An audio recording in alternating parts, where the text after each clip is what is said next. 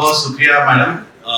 सबसे पहले मैं माफी मांगू, इतनी सुंदर पंजाबी सुन रहे थे लगातार 2 दिन से। मन तो करता है कि मैं भी पंजाबी में बोलूं, तो पंजाबी समझ लेता हूं, लेकिन अभी बोलने की स्थिति पे नहीं हूं, इसलिए मुझे माफ करिएगा। मैं अपनी बात हिंदुस्तानी और अंग्रेजी दोनों में रखने की कोशिश करूंगा। साथ में धन्यवाद देना चाहता हूं professor Manmohan Singh, who is almost like a philosopher. Almost like a philosopher means he can be little more than philosopher and literary person again. He is the one who has given us opportunity to be part of this 2 days conference. अपने chairperson का भी धन्यवाद देना चाहता हूँ और अपने साथियों का भी, जिनकी वजह से मैं यहाँ पे हूँ, विशेष रूप से इस पंजाबी पब्लिक स्फीयर से जोड़ने के लिए डॉक्टर प्रवीण का। पोस्ट ह्यूमनिज्म में सबसे पहले इन्होंने मुझे जोड़ा था और उसके बाद शायद ये मेरा दूसरा तीसरा संपर्क है। कल से बहस चल रही है, तो मेरे परिचय के 3 सिरे हैं, या there are 3 parts of my paper। एक ये है कि फिलॉसफी और एआई, इसका क्या रिश्ता है और इस रिश्ते में ह्यूमन कहाँ है, मानव कहाँ है, इंसान कहाँ है। एक तरफ ये चिंता है, क्राइसिस है कि इंसान का क्या होगा। जब मैं इंसान कर रहा हूं तो मैं इंसान कह रहा हूं, तो किसी ऐसे इंसान की बात नहीं कर रहा हूं जो अमूर्त है। ऐसा इंसान जो हमेशा संघर्ष कर रहा है अपनी स्वतंत्रता के बारे में, अपनी स्वायत्तता के बारे में और अपनी एजेंसी के बारे में। तो इस मेरे परिचय में एआई और फिलॉसफी के रिश्ते को 3 भागों में मैं ऐसे देखने की कोशिश कर रहा हूं कि इसके बारे में जो चिंतन हुआ है, जो बातचीत हुआ है, जो कन्वर्सेशन हुआ है, वो क्या क्राइसिस आज का है या क्राइसिस केवल हमारा रिप्रेजेंटेशन है, ऐसा कोई क्राइसिस दिख नहीं रहा है। पहला सवाल। दूसरा है, इसको इवैल्यूएट करने के लिए, इसकी पड़ताल करने के लिए, क्योंकि फिलॉसफी में हमारी सबसे पहली ट्रेनिंग होती है केवल स्टेटमेंट मत दो, try to put forward your argument. कौन सा आपके पास ऐसा तर्क है, उस तर्क के माध्यम से अपनी चीज को प्रस्तुत करो। तो मेरा मानना है कि सबसे पहला तर्क एआई, आर्टिफिशियल इंटेलिजेंस, जिसको कृत्रिम बुद्धि कह सकते हैं, कैसे बनी, उसके बनने की क्या प्रक्रिया है, इसके 3 पड़ाव हैं। और तीनों पड़ावों को यदि मैं ध्यान से देखूं तो पहला पड़ाव एआई जैसी चीजों का बनने का आता है हिंदुस्तान ने पूरी दुनिया की मिलिट्री इंडस्ट्री के साथ। जो स्टेट कारपोरेट अलायंस है, चाहे हार्वर्ड के फिजिसिस्ट है या मैथमेटिशियन है, वो कंप्यूटर बनाना चाहते थे। अब वो कंप्यूटर निश्चित रूप से मिलिट्री के लिए बना रहे थे। बाद में उसका स्पिल ओवर हुआ, वो हम तक पहुंचा, it's a kind of another affair, but primarily they were serving to the establishment how to create a secure world after Second World War. So this conversation starts right in 1940s, but it becomes so deeper in 1960, in 1956. तो एक philosopher है जिन्होंने इस machine का नाम दिया, उनका नाम है एलन ट्यूरिंग। एलन ट्यूरिंग का नाम था और इसलिए इस कंप्यूटर को कह दिया गया ट्यूरिंग मशीन। मशीन जो टूर में जा सकती है, उसको आप कैरी कर सकते हैं। बट वो ट्यूरिंग मशीन कब ट्यूरिंग मशीन बनी, इसका इंटरेस्टिंग किस्सा है। और उसी किस्से के आसपास एक फिलोसोफर हमारे सामने आते हैं। जो दुनिया में एडवांसमेंट हो रहा है, याद रखिएगा, टेक्नोलॉजिकल डेवलपमेंट हो रहा है, उसकी आलोचना करते हुए हमारे सामने आते हैं। उनका नाम है हर्बर्ट मार्क्यूस। 1964 में वो एक किताब लिखते हैं। अब वो किताब का बहुत ही दायरा बढ़ जाता है, उसके ऊपर बहुत तरह की चर्चाएं होती, बहुत तरह के अटैक होते हैं। उस किताब का नाम है वन डायमेंशनल मैन। तो वन डायमेंशनल मैन के माध्यम से, मैन का मतलब वुमेन भी हो सकती है, लेकिन उनका मकसद क्या था कि जिस तरह का समाज हमारा बन रहा है, जिस तरह से साइंस एंड टेक्नोलॉजी की तरक्की हो रही है, उसमें एक तरह का इंसान बनाया जा रहा है। वो किस तरह का इंसान बनाया जा रहा है? जो सब सर्वेंट हो, जो एक तरह से अपने शोषण को शोषण न समझता हो और उस विकास को शोषण का पार्ट मान ले। तो एक तरह से जो कंप्यूटर टेक्नोलॉजी पर से इसकी कोई प्रॉब्लम नहीं है, पर जिस तरह से यूरोप का इंडस्ट्रियलाइजेशन हो रहा था, वो एक तरह का इंसान ब्यूरोक्रेटिक नेशनलिटी का निर्माण कर रहा था, एक तरह का इंडस्ट्रियलाइजेशन कर रहा था। तो जब हम क्या एआई या इस तरह के वृत्तांत पर चर्चा करें, तो क्या हम हर्बर्ट मार्क्यूस की निगाह से ना पढ़ें? तो हर्बर्ट मार्क्यूस हमारे सामने 3 सवाल छोड़ के जाते हैं, जिसकी हम पड़ताल करेंगे आगे। पहला सवाल यह है कि कोई भी विकास, विशेष रूप से जो टेक्नोलॉजिकल विकास होता है, तो क्या वो न्यूट्रल होता है? उनका मानना है कि वो न्यूट्रल नहीं होता है, एक तरह के निजाम को सर्व कर रहा होता है, पर उस प्रोसेस में उसकी न्यूट्रलिटी के ऊपर बात कर सकते हैं। अब उसको कैसे रप्चर किया जाए, कैसे तोड़ा जाए, याद रखिए हर्बर्ट मार्क्यूस एक खास तरह के फिलोसॉफिकल जामे से आते हैं, जिस स्कूल का नाम है फ्रैंकफर्ट स्कूल। एक खास तरह से मार्क्सिज्म के लिमिटेशन को भी समझते हैं और मार्क्सिज्म कितना यूजफुल टूल है उसको दिखाने की कोशिश करते हैं। और दूसरा सवाल हमारे सामने छोड़ते हैं कि जब तक हम न्यू सेंसिबिलिटीज का निर्माण नहीं करेंगे, अब ये न्यू सेंसिबिलिटी क्या है? जो पहले वाली बनी बनाई सेंसिबिलिटी है वो अपर्याप्त है। इसीलिए टेक्नोलॉजिकल रेशनैलिटी का हमें क्रिटिक करना पड़ेगा और साथ में इंस्ट्रूमेंटल रेशनैलिटी का क्रिटिक करना पड़ेगा। तो he is not against science, remember, he is not against anything, but how technology creates a kind of instrumentality, एक तरह का यांत्रिक जीवन कैसे खड़ा करती है, वो सवाल हमारे सामने इंपॉर्टेंट है। दूसरा पड़ाव ये है कि एक तरफ ये बहस चल रही है, उसी साथ साथ दूसरी बहसें हमारे सामने शुरू होती है, जिसको हमारे जो टेक्नोलॉजी के साथी हैं, प्रोफेसर्स हैं, उन्होंने बहुत खूबसूरत तरीके से बताया है, उसको मैं रिपीट नहीं करना चाहता। दूसरी बहस ये है कि आज जब हम दुनिया को देखते हैं, समझने की कोशिश करते हैं, तो क्या यही मॉडल रहेगा जो फैक्ट एंड वैल्यू का है, इज एंड ऑट का है, या केवल उसके सेंटर में केवल ह्यूमन बीइंग ही रहेगा? उसके सेंटर में और लोग नहीं है, केवल ह्यूमन बीइंग है। तो क्या ह्यूमन बीइंग बिना ऑक्सीजन के लिए रह सकता है? कोरोना के टाइम में या नवंबर के महीने में यदि आप दिल्ली में हो तो पोल्यूशन क्या चीज होती है उसकी सत्ता आप समझ सकते हैं। तो can we not revisit our theoretical frame? जो हमारे सोचने के ढांचे हैं, जो सांचे हैं, क्या उनको दोबारा से हम ना सोचें? अगर दोबारा से सोचेंगे तो मैटर केवल मैटर नहीं होगा, उसके अंदर एक वाइब्रेंट मैटर होगा। तो निश्चित रूप से एंथ्रोपोसीन या तरह तरह के विमर्श आते हैं, और इस विमर्श को मैं अभी छोड़ दूंगा कम थ्योराइज करते हुए, नव पदार्थवादी विमर्श, जिसमें केवल ह्यूमन बीइंग को सेंटर में न रखा जाए एंथ्रोपोलॉजिकल दृष्टि से, एंथ्रोमॉर्फिक दृष्टि से, बल्कि इन्वायरमेंट को भी लेके रखा जाए। तो material is not always inert, material भी एक तरह का अफेक्ट क्रिएट करता है। तो टेक्नोलॉजी को क्या हम मटेरियल सेंस में देख सकते हैं? इसके लिए एक फिलोसोफर, एंथ्रोपोलॉजिस्ट, कुछ भी कह लीजिए, हमारे सामने आते हैं। 2009 में किताब लिखते हैं ब्रूनो लातूर। उनकी किताब का टाइटल है पॉलिटिक्स ऑफ द नेचर। अब ब्रूनो लातूर एक लैब में बैठते हैं और लैब को देखते हुए कि कौन सा डेटा एक्सेप्ट किया जाता है, कौन सा डेटा रिजेक्ट किया जाता है, तो कहते हैं साइंस भी कोई ऐसी चीज नहीं है जिसमें इस तरह की चीजें नहीं है। तो साइंस, डेटा साइंस के साथ साइंस कैसे किया जाता है और क्या सामने रखा जाता है, उसको भी हमें थोड़ा शक की निगाह से देखना चाहिए। और वो कैसे कन्वर्ट करता है, किस प्रकार का एक्सप्लेनेशन हमारे सामने देता है। तो हमारे सामने सवाल ये खड़ा होता है कि जब हम एआई, टेक्नोलॉजी और साइंस को देख रहे हैं, तो क्या इन सवालों से इतर देखें, इन सवालों से पूरी तरह से अलग होकर देखें।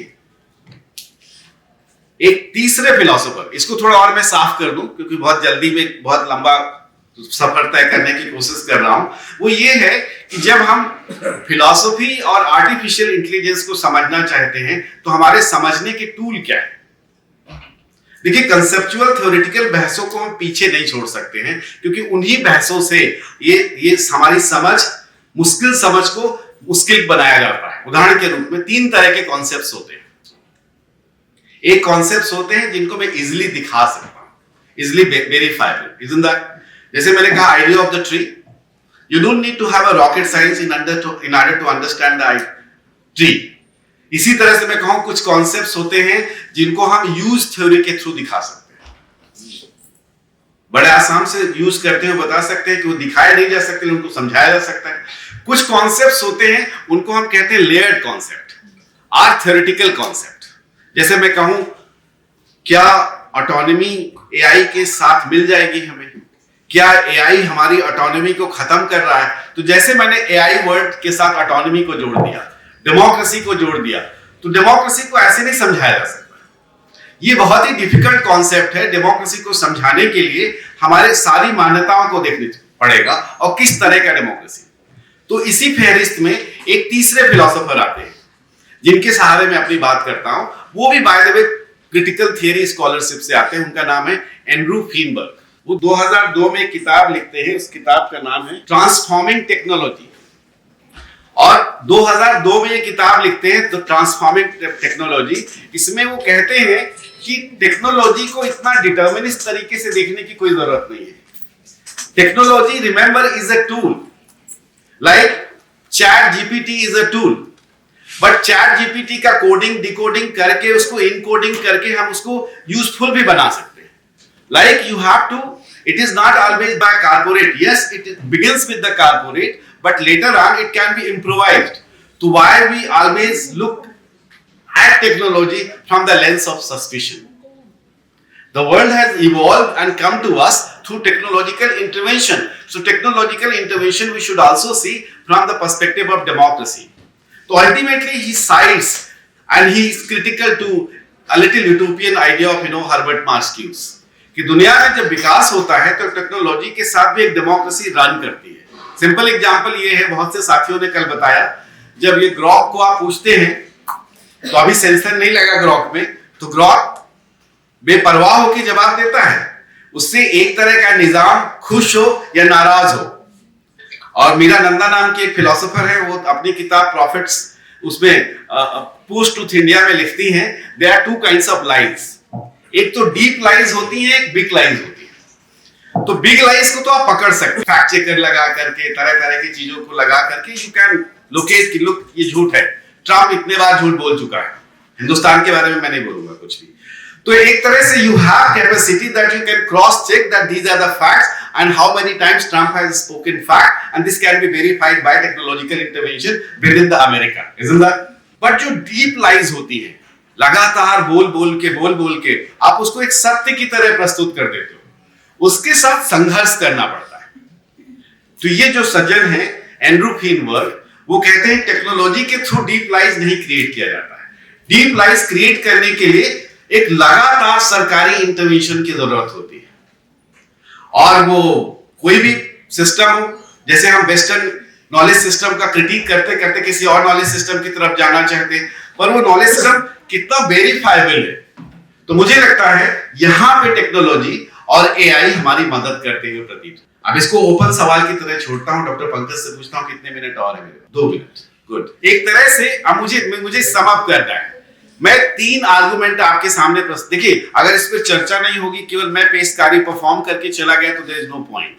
आई have come here to test my ideas, whatever I have given thought to it. तो 3 arguments I have tried to present. 3 तर्क मैंने आपके सामने रखे हैं कि जो एआई का संकट है या एआई का दौर है, ये क्या क्राइसिस की तरह है? मेरा मानना है, हमेशा पंजाबी में एक वर्ड है, ये पिट स्यापा लोग करते रहते हैं, राइट? तो please do not do the पिट स्यापा, try to understand that this has given us an opportunity to relook and look back. And when we are trying to look back, we are actually interestingly looking back the interconnection between the corporate, state and military. How they are serving each other. And in the process of serving, there is the erosion of autonomy. There is a beautiful surveillance. Whatever we are talking, we are also surveilled continuously. Isn't that? So can you forget about erase the surveillance? We are continuously watched. Isn't that? Who's watching us? And anybody who's watching us has an agenda. So are we imprisoning our autonomy, imprisoning our freedom, or we are enhancing our freedom? Last question. So whenever we are looking at these questions from a philosophical lens, are we, क्या हम उस रास्ते पे जाएं जहां पे easily verifiable concept मिल जाएं, यहां पे इजिली चीजों को हम दिखा सके? मुझे लगता है we are dealing with the layered and theoretical concepts like autonomy, freedom and democracy. These theoretical concepts may not have a easy answers, and therefore philosophy as a subject provide us tool how to engage with these questions. And if we are not engaging these questions with fresh questions, then we are rehearsing the philosophy of Herbert Marcuse, Marx and many others. We are not asking paradoxical questions. So thank you so much for your patience. Thank you so much sir.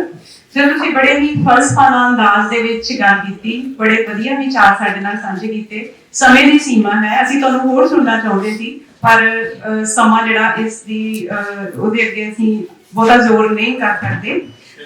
ਹੁਣ ਮੇਰੀ ਗੁਜ਼ਾਰਿਸ਼ ਹੈ ਅਗਲੇ paper presenter doctor Praveen Kumar ji ਨੂੰ ਕਿ ਉਹ ਆਉਣ ਤੇ ਆਪਣੇ ਵਿਚਾਰ ਸਾਡੇ ਨਾਲ ਸਾਂਝੇ ਕਰਨ। ਮੇਰਾ ਅੱਜ ਦਾ ਜੋ ਟੌਪਿਕ ਹੈ ਇਸ ਵਿਸ਼ੇ ਤੇ ਬੋਲਣ ਦਾ ਕਿ ਜਿਵੇਂ ਸਾਡੇ ਸੈਸ਼ਨ ਦਾ ਨਾਮ ਹੀ AI ਤੇ ਫਿਲਾਸਫੀ ਆ, AI ਐਂਡ ਫਿਲਾਸਫੀ, ਤੇ ਮੈਂ ਸਮਝਦਾ ਕਿ ਇਹਦੇ ਵਿੱਚੋਂ ਜਿਹੜੀ ਗੱਲ ਇਹਨਾਂ ਨੇ ਡਾਕਟਰ ਲੱਲਨ ਹੋਣਾ ਨੇ ਕੀਤੀ ਕਿ ਮੈਂ ਉਹ ਜਿਹੜਾ ਮਨੁੱਖ ਜਿਹੜਾ ਐਗਜ਼ਿਸਟੀਅਲ ਪੋਜੀਸ਼ਨ 'ਚ ਆ ਉਹਨਾਂ ਦੀ ਗੱਲ ਇਹਨਾਂ ਨੇ ਕੀਤੀ, ਤੇ ਮੈਂ ਕੁਛ ਇੱਦਾਂ ਦੀ ਗੱਲ ਕਰਨੀ ਚਾਹੁੰਦਾ ਕਿ ਟੈਕਨੋਲੋਜੀ ਤੇ ਮਨੁੱਖ ਦੇ ਵਿੱਚ ਕਿਹੜੀਆਂ ਚੀਜ਼ਾਂ ਨੇ ਜਿਹੜੀਆਂ ਉਹਨਾਂ ਨੂੰ ਦੋਨਾਂ ਨੂੰ ਕਿੱਥੇ ਸਿਚੁਏਟ ਕਰਦੀਆਂ ਨੇ। ਬੇਸਿਕਲੀ ਟੈਕਨੋਲੋਜੀ ਤੇ ਮਨੁੱਖ ਆਪਸ 'ਚ ਜਿਹੜੀ ਹਿਊਮਨ ਦੀ ਜਿਹੜੀ ਸਿਚੁਏਸ਼ਨ ਆ ਉਹ ਕਿਵੇਂ ਉਹਦੇ 'ਚ ਉਹ ਇੱਕ ਤਰ੍ਹਾਂ ਨਾਲ ਉਹਦੇ ਵਿਜ਼ਨ 'ਚ ਆ ਰਹੀ ਆ, ਉਹ ਇਹਦੇ ਬਾਰੇ 'ਚ ਮੇਰੀ ਗੱਲਬਾਤ ਹੋਊਗੀ।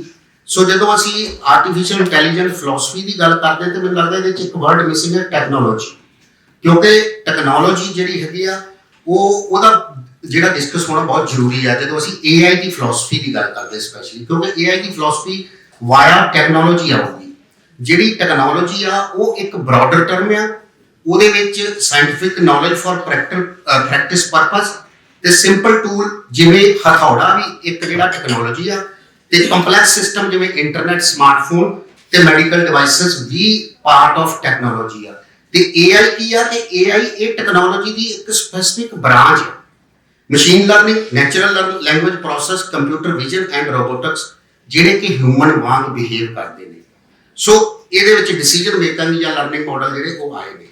ਹੁਣ ਜਦੋਂ ਅਸੀਂ ਟੈਕਨੋਲੋਜੀ ਦੀ, ਕਿਉਂਕਿ ਇਹਦੀਆਂ ਬਹੁਤ ਸਾਰੀਆਂ ਇਨੋਵੇਸ਼ਨਸ ਨੇ ਟੈਕਨੋਲੋਜੀ ਦੀਆਂ, ਜਿਵੇਂ ਹਾਰਡਵੇਅਰ, ਸੌਫਟਵੇਅਰ ਜਾਂ ਕਈ ਤਰ੍ਹਾਂ ਦੀਆਂ ਇੰਜੀਨੀਅਰਿੰਗ ਫੀਲਡ। ਜੇ ਕਾਰ ਆ, ਜਿਹੜੀ ਹੁਣ ਦੀ ਕਾਰ ਆ ਉਹ ਟੈਕਨੋਲੋਜੀ ਦਾ ਪਾਰਟ ਆ, ਜਿਹੜੀ ਟੈਸਲਾ ਆ ਉਹ AI ਦਾ ਪਾਰਟ ਆ। ਮਤਲਬ ਇਹ ਦੋਨੇ ਜਿਹੜੀਆਂ ਨੇ ਇੱਕ ਬ੍ਰਾਂਚ ਆ ਤੇ ਟੈਕਨੋਲੋਜੀ ਜਿਹੜੀ ਆ ਉਹ ਇੱਕ ਬ੍ਰੌਡਰ ਟਰਮ ਆ। ਸੋ ਇਸ ਕਰਕੇ ਸਾਨੂੰ ਜ਼ਿਆਦਾ ਜਦੋਂ ਅਸੀਂ ਫਿਲਾਸਫੀ ਦੀ ਗੱਲ ਕਰਾਂਗੇ ਤੇ ਸਾਨੂੰ ਟੈਕਨੋਲੋਜੀ ਦੇ ਨੇੜੇ ਹੀ ਰਹਿਣਾ ਪਊਗਾ, ਕਿਉਂਕਿ ਜਿਹੜਾ ਟੈਕਨੋਲੋਜੀ ਵਰਡ ਆ ਇਹ borrowed from the Greek word technologia, meaning systematic treatment of the art. ਇਹਦੇ 'ਚ ਹੁਣ ਆਰਟ ਕਿਵੇਂ ਆ ਰਿਹਾ ਇਹਦੇ ਵਿੱਚ ਇਹ ਬਹੁਤ ਇੰਪੋਰਟੈਂਟ ਆ, ਕਿਉਂਕਿ ਜਿਹੜਾ ਗ੍ਰੀਕ ਵਰਡ ਟੈਕਨੀ ਆ ਇਹ ਆਰਟ, ਸਕਿੱਲ ਤੇ ਕਰਾਫਟ ਨੇ ਇਹਦੇ ਮੀਨਿੰਗ। ਸੋ ਉਹਦੇ ਵਿੱਚੋਂ ਜਿਹੜਾ ਲੋਗੋਸ ਆ ਉਹ ਸਪੀਚ ਤੇ ਸਟੱਡੀ ਆ ਉਹਦਾ, ਜਦੋਂ ਲੋਗੋਸ ਦਾ ਅਰਥ ਦੇਖਦੇ ਆ। So study of the craft and art ਜਾਂ ਕਰਾਫਟ ਔਰ ਆਰਟ ਅਸੀਂ ਇਹਨੂੰ ਕਹਿ ਸਕਦੇ ਹਾਂ। ਹੁਣ ਜਿਹੜਾ ਸਵਾਲ ਹੈ ਫਿਲਾਸਫੀਕਲ ਸਵਾਲ ਆ ਕਿ ਵਾਟ ਇਜ਼ ਟੈਕਨੋਲੋਜੀ ਐਂਡ ਇਹਦੀ ਅਸੈਂਸ ਕੀ ਹੈ ਟੈਕਨੋਲੋਜੀ ਦੀ, ਜਾਂ ਇਹ what is technological and what is non technological ਇਸ 21st ਸੈਂਚੁਰੀ ਦੇ ਦੌਰ ਦੇ ਵਿੱਚ ਸਾਨੂੰ ਇਹ ਡਿਸਾਈਡ ਕਰਨਾ ਪਊਗਾ ਜਦੋਂ ਅਸੀਂ ਉਹਦੀ ਫਿਲਾਸਫੀ ਦੀ ਗੱਲ ਕਰਾਂਗੇ। ਸੋ ਜਿਹੜੇ ਟੈਕਨੋਲੋਜੀ ਵਰਡ ਆ ਇਹ ਅਸੀਂ ਜਦੋਂ ਬੋਲਦੇ ਆ ਤੇ ਉਹਦੇ ਨਾਲ ਸਾਡਾ ਜਿਹੜਾ ਸਿਗਨੀਫਾਇਰ ਆ ਉਹ ਇੱਕ ਸਾਇੰਸ ਆਟੋਮੈਟਿਕ ਆ ਜਾਂਦੀ ਆ, ਤੇ ਉਹਦਾ ਜਿਹੜਾ ਮੈਟਰ ਆ ਉਹ ਇੱਕ ਤਰ੍ਹਾਂ ਦਾ ਸਿਗਨੀਫਾਈਡ ਬਣ ਕੇ ਸਾਡੇ ਕੋਲ ਇੱਕ ਟੈਕਨੋਲੋਜੀ ਦਾ ਚੇਨ ਸਾਡੇ ਦਿਮਾਗ 'ਚ ਹੁੰਦਾ। ਕਿਉਂਕਿ ਟੈਕਨੋਲੋਜੀ ਜਿਹੜੀ ਆ ਇਹਦੇ ਲਈ ਕਿ ਬੇਸਿਕ ਜਿਹੜੀ ਕੱਲ ਦੀ ਗੱਲ ਹੋ ਰਹੀ ਕਿ is it A danger for humanity, ਜਾਂ ਇਹ ਜਿਹੜੀ AI ਆ ਇਹ ਫੀਅਰ ਜਾਂ ਡਰ ਦਾ ਰੂਟ ਤਲਾਸ਼ਣਾ ਸੀ ਵੀ ਇਹ ਕੀ ਆ। ਮਸ਼ੀਨ ਇੱਕ ਬਿਗਰ ਚੀਜ਼ ਜਿਹੜੀ ਬਣ ਰਹੀ ਆ। ਸੋ ਜਿਹੜਾ ਹਿਊਮਨ ਐਕਟੀਵਿਟੀ ਆ ਮੰਨਿਆ ਜਾ ਰਿਹਾ ਤੇ considering that human is the father of technology, ਇਹ ਉਹ ਮੰਨਦਾ ਕਿ ਮੈਂ ਫਾਦਰ ਆ। ਹਾਲਾਂਕਿ ਹੁਣ ਇਹਦੇ ਤੱਕ AI ਦਾ ਤੱਕ ਜੈਂਡਰ ਨਹੀਂ ਡਿਸਾਈਡ ਹੋਇਆ, ਤੇ ਮੈਂ ਸਮਝਦਾ ਕਿ ਉਹ ਇੱਕ ਧੀ ਦੇ ਵਾਂਗੂ ਉਹਦੀ ਜਿਹੜਾ ਸਿੰਬੋਲਿਜ਼ਮ ਬਣ ਰਿਹਾ ਉਹ ਧੀ ਵਾਂਗੂ ਬਣ ਰਿਹਾ AI ਦਾ, ਤੇ ਉਹਨੂੰ ਫਾਦਰ ਨੂੰ ਐਂ ਲੱਗਦਾ ਕਿ ਮੈਂ ਮੈਟਰ ਜਿਹੜਾ ਆ ਕਿ ਮੈਂ ਉਹਨੂੰ ਇੱਕ ਤਰ੍ਹਾਂ ਦਾ ਡਰ ਪਿਆ ਹੋਇਆ ਮਨੁੱਖ ਨੂੰ ਇਸ ਤਰ੍ਹਾਂ ਦਾ ਇਹਦੇ ਤੋਂ ਆ ਕੇ। ਕਿਉਂਕਿ ਜਿਹੜਾ ਮੈਟਰ ਹੈ ਟੈਕਨੋਲੋਜੀ ਦਾ, ਫਾਰ ਐਗਜ਼ਾਮਪਲ ਇਹ ਮਾਈਕ ਆ, ਹੈ ਨਾ, ਮਾਈਕ ਦੇ ਵਿੱਚ ਤਾਰ ਆ, ਇਹਦੀ ਪੋਜੀਸ਼ਨ ਆ, ਇਹ ਮਾਈਕ ਆ, ਇਹ ਜਿਹੜੇ ਸਾਰੇ ਨੇ ਇਹ ਅੱਡ ਫਾਰਮ ਦੇ ਵਿੱਚ ਨੇ, ਤੇ ਜਦੋਂ ਇਹਨਾਂ ਨੂੰ ਕੋਲੈਬੋਰੇਟ ਕਰ ਦਿੰਦੇ ਆ ਜਾਂ ਜਦੋਂ ਇਹ ਪ੍ਰੈਕਟਿਸ 'ਚ ਆ ਜਾਂਦਾ ਆ ਤੇ ਉਦੋਂ ਇਹ ਪ੍ਰੋਪਰ ਜਿਹੜਾ ਆ ਜਦੋਂ ਇਹਦੀ ਵਰਤੋਂ ਸ਼ੁਰੂ ਹੋ ਜਾਂਦੀ ਆ ਉਦੋਂ ਇਹ ਇੱਕ ਤਰ੍ਹਾਂ ਦਾ ਕਨਸੈਪਟ ਜਿਹੜਾ ਬਣਦਾ ਕਿ ਅਲੱਗ-ਅਲੱਗ ਮਟੀਰੀਅਲ ਜਿਹੜੇ ਨੇ, ਤਾਰ ਆ, ਮਾਈਕ ਆ, ਉਹ ਸਾਰੇ ਮਟੀਰੀਅਲ ਜਦੋਂ ਮਿਕਸ ਹੋ ਕੇ ਤੇ ਇੱਕ ਫਾਰਮ ਜਿਹੜੀ ਬਣਦੀ ਹੈ ਮਟੀਰੀਅਲ ਫਾਰਮ, ਉਹ ਜਿਹੜੀ ਆ ਉਹ ਫਾਰਮ ਜਿਹੜੀ ਆ ਉਹ ਇੱਕ ਤਰ੍ਹਾਂ ਦੇ ਨਾਲ ਸਾਡੇ ਕੋਲ ਸਾਹਮਣੇ ਆਉਂਦੀ ਆ। ਪਰ ਉਹਦੇ ਵਿੱਚ ਕਿਹੜੀ ਫਾਰਮ ਦੀ ਕਿੰਨੀ ਪਾਰਟਿਸਿਪੇਸ਼ਨ ਹੈ ਇਹ ਬਹੁਤ ਇੰਪੋਰਟੈਂਟ ਸਵਾਲ ਆ। ਇਹਦੇ ਵਿੱਚ ਹਿਊਮਨ ਕਿੰਨਾ ਕੁ ਆਊ, ਕਿਉਂਕਿ ਇਹਦੇ ਨਾਲ ਇੱਕ ਕਨਸੈਪਟ ਆ ਹਾਈਡੇਗਰ ਦਾ ਪੋਇਸਸ। ਉਹ ਕਹਿੰਦਾ ਕਿ ਟਰੁੱਥ ਹੈ ਕੁਝ ਆ ਰਿਹਾ, ਉਹਦੀ ਜਿਹੜੀ bringing forth unveiling in refer to the process by which something comes into existence, not just an a mechanical production but an unfolding of the truth. ਕਿ ਇਹ ਟੈਕਨੋਲੋਜੀ ਦੇ ਵਿੱਚ ਵੀ ਅਸੀਂ ਇਹ ਮੰਨਦੇ ਹਾਂ ਕਿ ਇਹ ਸਾਰਾ ਕੁਝ ਬੜਾ ਮੈਟਰ ਦੀਆਂ ਹੀ ਸਾਰੀ ਕੁਝ ਹੈਗਾ, ਪਰ ਇਹਦੇ ਵਿੱਚ ਕੀ ਆ ਕਿ ਜਿਹੜਾ ਐਗਜ਼ਿਸਟੈਂਸ ਆ ਪ੍ਰੋਸੈਸ ਆ ਰਿਹਾ ਵਾ ਉਹ ਸਿਰਫ ਮਕੈਨੀਕਲ ਪ੍ਰੋਡਕਸ਼ਨ ਨਹੀਂ ਹੈ, ਇਹ ਕਿਸੇ ਸੱਚ ਦੇ ਉੱਤੋਂ ਇੱਕ ਪਰਦਾ ਵੀ ਚੁੱਕ ਰਿਹਾ। ਜਿਹੜਾ ਪੋਇਸਸ ਦਾ ਕਨਸੈਪਟ ਦਿੰਦਾ ਹਾਈਡਗਰ, ਉਹਦਾ ਮਤਲਬ ਹੈਗਾ ਟੂ ਮੇਕ, ਉਹਦਾ meaning he make is the process of something that did not previously exist. ਉਹ ਕਹਿੰਦਾ ਕੁਝ ਇਦਾਂ ਦਾ ਆ ਜਿਹੜਾ ਪ੍ਰੀਵੀਅਸਲੀ ਐਗਜ਼ਿਸਟ ਨਹੀਂ ਕਰਦਾ, ਫਿਜ਼ੀਕਲ ਐਗਜ਼ਿਸਟ ਨਹੀਂ ਕਰਦਾ ਜਾਂ ਮਟੀਰੀਅਲਿਸਟਿਕ ਐਗਜ਼ਿਸਟ ਨਹੀਂ ਕਰਦਾ। To make word related to poetry ਵਿਚ ਸ਼ੇਅਰ ਦੀ ਸਮ ਰੂਟ, ਇਹ ਸ਼ਬਦ ਜਿਹੜਾ ਪੋਇਸਸ ਆ ਇਹ ਇੱਕ ਥਾਂ ਤੇ ਪਿਛੇਤਰ ਲੱਗ ਕੇ ਆ ਰਿਹਾ। ਮੈਂ ਫਿਰ ਦੇਖਣ ਲੱਗਾ ਕਿ ਸਾਨੂੰ ਇਹ ਹਿਊਮਨ ਦੇ ਨਾਲ ਕਿਵੇਂ ਜੁੜਦਾ ਹੈ। ਤੇ ਜਿਹੜਾ ਇੱਕ ਵਰਡ ਆ ਮੈਡੀਕਲ ਦਾ ਹੀਮੋਪੋਇਟੋਪੋਇਸਿਸ, ਇਹ ਪਿਛੇਤਰ ਲੱਗ ਕੇ ਆ ਰਿਹਾ ਉਹਦੇ ਵਿੱਚ। ਇਹ ਹੈਗਾ ਮਨੁੱਖੀ ਬਲੱਡ ਸੈੱਲ ਦਾ ਜਿਹੜਾ ਕੰਪੋਨੈਂਟ ਆ ਉਹਦੇ ਲਈ ਵਰਤਿਆ ਜਾਂਦਾ, ਤੇ ਇਹ ਸਟੈਮ ਸੈੱਲ ਦੇ ਵਿੱਚੋਂ ਸਾਡੇ ਕੋਲ ਆਇਆ। ਜਿਹੜਾ ਹੈਲਦੀ ਮਨੁੱਖ ਆ ਉਹ ਦਿਨ ਦੇ 10 ਬਿਲੀਅਨ ਤੋਂ ਲੈ ਕੇ 100 ਬਿਲੀਅਨ ਨਵੇਂ ਬਲੱਡ ਸੈੱਲ ਜਿਹੜਾ ਪ੍ਰੋਡਿਊਸ ਕਰਦਾ।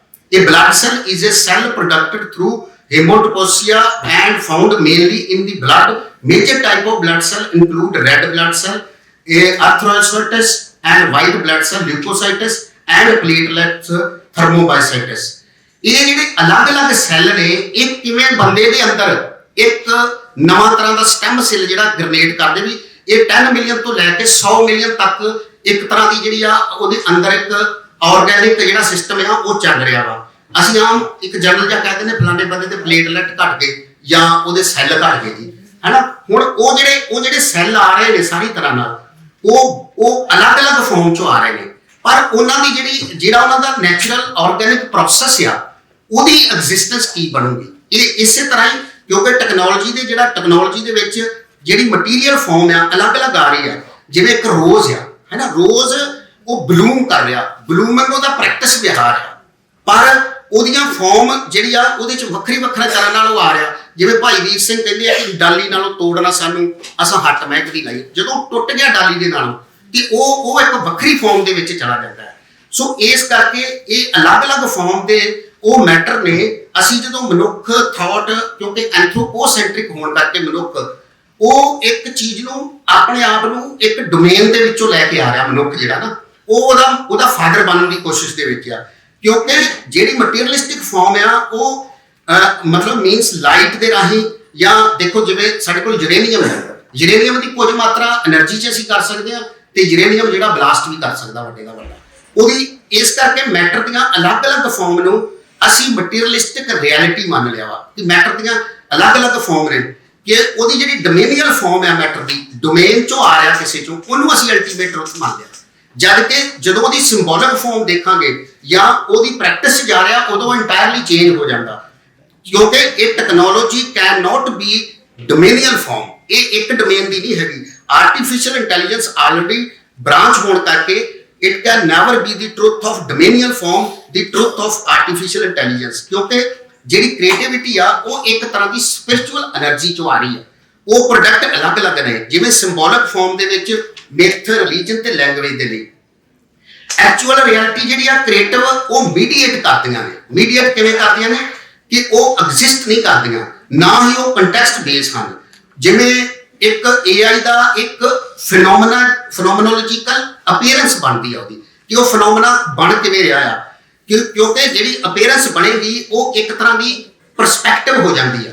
ਪਰਸਪੈਕਟਿਵ ਦਾ ਮਤਲਬ ਆ ਕਿ ਜਿਹੜੀਆਂ ਐਕਚੁਅਲ ਥਿੰਗਸ ਨੇ ਉਹ ਕਿਸੇ ਹੋਰ ਡੋਮੇਨ ਦੇ ਵਿੱਚ ਜਦੋਂ ਚੀਜ਼ ਪਰਸਪੈਕਟਿਵ ਹੋ ਗਈ ਉਹਦੇ ਵਿੱਚ ਮਨੁੱਖ ਦੀ ਜਿਹੜੀ ਡੋਮੀਨੈਂਸ ਆ ਉਹ ਵੱਧ ਜਾਂਦੀ ਆ। ਸੋ ਜਿਹੜੀ ਕ੍ਰੀਏਸ਼ਨ ਆ ਉਹ ਬਿਲਕੁਲ ਇੱਕ ਤਰ੍ਹਾਂ ਦੇ ਨਾਲ ਅਲੱਗ ਤਰ੍ਹਾਂ ਦੇ ਨਾਲ। ਕ੍ਰੀਏਸ਼ਨ ਦਾ ਮਤਲਬ ਜਿਵੇਂ ਘੁਮਿਆਰ ਆ ਉਹ ਆਪਣਾ ਬਰਤਨ ਬਣਾਉਂਦਾ ਹੈ ਨਾ, ਮਿੱਟੀ ਨਹੀਂ ਬਣਾਉਂਦਾ, ਮਿੱਟੀ ਅਲੱਗ ਆ, ਇੱਕ ਫਾਰਮ ਬਣਦੀ ਆ ਤੇ ਉਹ ਉਹਨੂੰ ਚੱਕ ਤੇ ਚੜਾ ਕੇ ਉਹਦੇ ਚ ਮਨੁੱਖ, ਮਿੱਟੀ ਤੇ ਉਹ ਤੀਸਰੀ ਉਹਦੀ ਫਾਰਮ ਬਣਦੀ ਆ।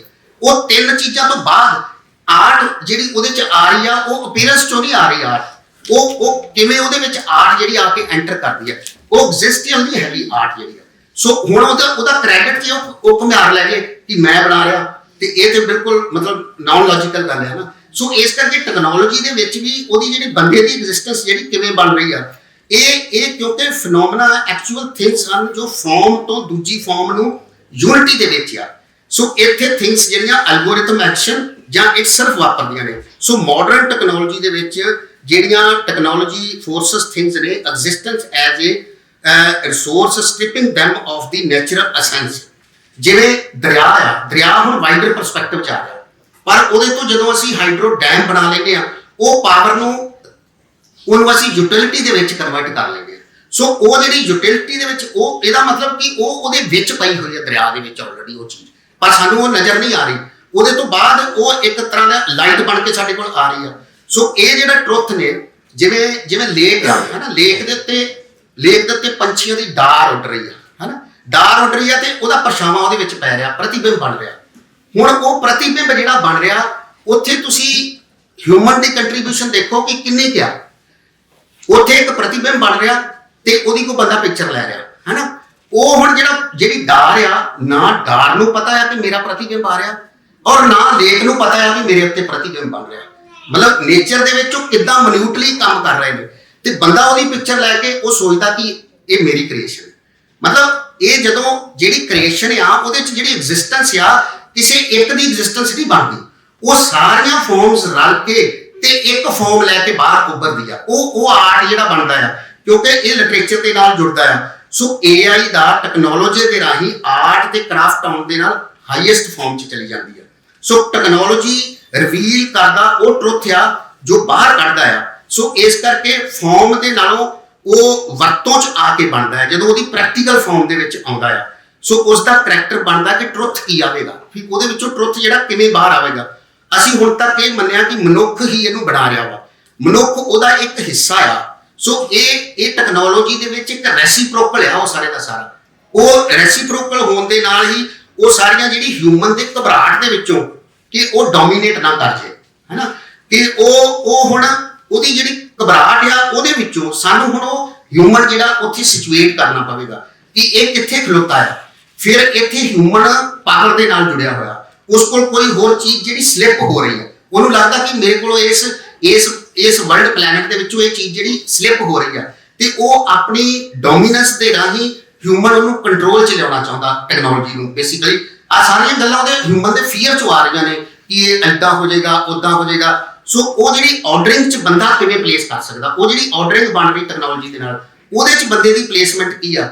ਡੇਂਜਰ ਦੀ ਟੈਕਨੋਲੋਜੀ ਜੋ ਕਿੱਥੋਂ ਆ ਰਿਹਾ, ਅਸੀਂ ਕ੍ਰੀਏਟ ਕਰ ਰਹੇ ਹਾਂ। ਜਿਵੇਂ ਹਰਾਰੀ ਲੈਂਗੁਏਜ ਦੇ ਵਿੱਚੋਂ ਲਾ ਬਣਾਉਂਦਾ ਕਿ ਇੰਸਟੀਚਿਊਟ ਬਣਦਾ ਆ ਤੇ AI ਕੋਲ ਲੈਂਗੁਏਜ ਦਾ ਪਾਵਰਫੁਲ ਜ਼ਿਆਦਾ ਚੱਕਰ ਇਹੀ ਪੈ ਗਿਆ ਨਾ, ਲੈਂਗੁਏਜ ਆ ਗਈ ਉਹਦੇ ਕੋਲ। ਇਸ ਕਰਕੇ ਉਹਦੀ ਕਿਉਂਕਿ ਲੈਂਗੁਏਜ ਦੇ ਉੱਤੇ ਸਪੈਸ਼ਲੀ ਮੈਂ ਤਾਂ ਕਹਿੰਦਾ ਮਰਦ ਦੀ ਡੋਮੀਨੈਂਸ ਹੈ ਉਹਦੇ ਵਿੱਚ, ਔਰਤ ਦੀ ਲੈਂਗੁਏਜ ਤੇ ਅਜੇ ਆਈ ਨਹੀਂ ਨਾ ਸਾਡੇ ਕੋਲ। ਸੋ ਉਹ ਉਹਦੀਆਂ ਜਿਹੜੀਆਂ ਪੈਟਰੀਆਰਕੀ ਡੋਮੀਨੈਂਸ ਨੇ ਉਹਦੇ ਫੀਅਰ ਦੇ ਵਿੱਚੋਂ ਬੜੇ ਸਵਾਲ ਇਹਦੇ ਨਾਲ ਜੁੜੇ ਹੋਏ ਆ ਰਹੇ ਨੇ। ਸੋ ਇੱਥੇ ਟੈਕਨੋਲੋਜੀ ਨੂੰ ਹਿਊਮਨ ਜਿਹੜਾ ਆ ਉਹ ਕੰਪੈਟੀਬਿਲਿਟੀ 'ਚ ਦੇਖਦਾ ਆ ਜਾਂ ਉਹਦੇ ਟੂਲ ਵਜੋਂ ਦੇਖਦੇ ਆ ਤੋ ਹਿਊਮਨ ਡੋਮੀਨੇਟ ਜਿਹੜਾ ਆ ਕਰ ਸਕੇ। ਇਹਦੇ ਵਿੱਚ ਕ੍ਰੀਏਸ਼ਨ ਪਈ ਆ। ਸੋ ਉਸ ਕੋਲ ਸੰਭਾਵਨਾ ਹੈ ਉਹ ਕਿਸੇ ਖਾਸ ਖੇੜੇ ਜਾਂ ਉਹਦੇ 'ਚੋਂ ਆ ਰਹੀ ਆ ਜਾਂ ਖੇੜੇ ਨੂੰ ਮਾਣੇ, ਉਹਨੂੰ ਉਸ ਟੈਕਨੋਲੋਜੀ ਦੇ ਖੇੜੇ ਨੂੰ ਮਾਣੇ।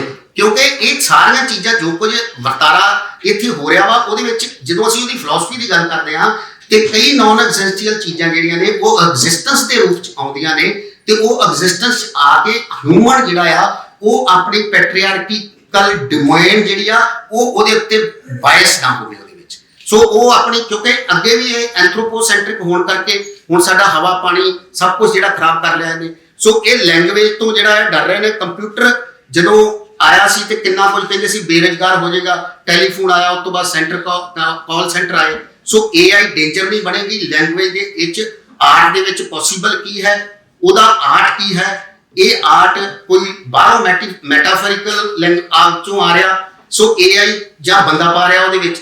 ਇਹ ਜਿਹੜੇ ਸਵਾਲ ਨੇ ਜਿਵੇਂ ਦਰੀਬੀਅਨ ਕਹਿੰਦਾ, ਉਹ ਕਹਿੰਦਾ ਕਿ ਤੁਸੀਂ ਇੱਕ ਐਕਸਪੈਰੀਮੈਂਟ ਦਿੰਦਾ, ਲਾਸਟ ਇੱਕ ਮਿੰਟ ਆ, ਉਹ A ਦਿੰਦਾ ਇੱਕ ਮਾਡਲ, ਇੱਕ B ਦਿੰਦਾ। ਹੁਣ A ਨੂੰ ਉਹਨੇ ਮਰਦ ਵਜੋਂ ਕੀਤਾ ਹੈ, B ਨੂੰ ਔਰਤ ਵਜੋਂ। ਹੁਣ ਉਹ ਲੈਂਗੁਏਜ ਜਿਹੜੀ ਆ ਰਹੀ ਆ ਉਹ ਹੁਣ A ਮੇਲ ਆ ਤੇ B ਫੇਲ ਮਿਲਿਆ, ਥਰਡ ਪਰਸਨ ਜਿਹੜਾ ਉਹਨੂੰ ਜੱਜ ਕਰ ਰਿਹਾ ਵਾ। ਹੁਣ ਉਹਨੂੰ ਇਹ ਨਹੀਂ ਪਤਾ ਲੱਗ ਰਿਹਾ ਵੀ ਜੇ ਉਹ ਕੋਈ ਵਰਡ ਆ ਰਿਹਾ, ਐਪਲ ਹੀ ਆ ਰਿਹਾ ਤੇ ਉਹ ਉਹਦੇ ਵੱਲੋਂ ਆ ਰਿਹਾ, ਮਰਦ ਵੱਲੋਂ ਆ ਰਿਹਾ ਜਾਂ ਔਰਤ ਵੱਲੋਂ ਆ ਰਿਹਾ। ਉਹ ਜਿਹੜਾ ਥਰਡ ਪਰਸਨ ਆ ਉਹ ਜੱਜ ਕਰਨਾ ਜਿਹੜਾ ਉਹ ਇੱਕ ਰਿਐਲਿਟੀ ਉਹਦੇ ਲਈ ਜੋ ਬਣੀ ਹੋਈ ਆ। ਸੋ ਉਹਦੇ ਵਿੱਚ ਜਿਵੇਂ ਕੱਲ ਵੀ ਪੇਪਰ 'ਚ ਕਈਆਂ 'ਚ ਗੱਲਾਂ ਹੋਈਆਂ ਵੀ ਕਈ ਤਰ੍ਹਾਂ ਦੀਆਂ ਜਿਹੜੀਆਂ ਜਿਵੇਂ ਲੱਲਣ ਹੋਣਾ ਨੇ ਕਿਹਾ ਵੀ ਇਹ ਜਿਹੜਾ ਟੂਲ ਆ ਇਹਦੇ ਰਾਹੀਂ ਕਿਵੇਂ ਡਿਸਕ੍ਰਿਮੀਨੇਸ਼ਨ ਜਿਹੜੀ ਖਤਮ ਹੋਏਗੀ ਜਾਂ ਨਹੀਂ, ਇਹ ਬੇਸਿਕ ਸਵਾਲ ਨੇ।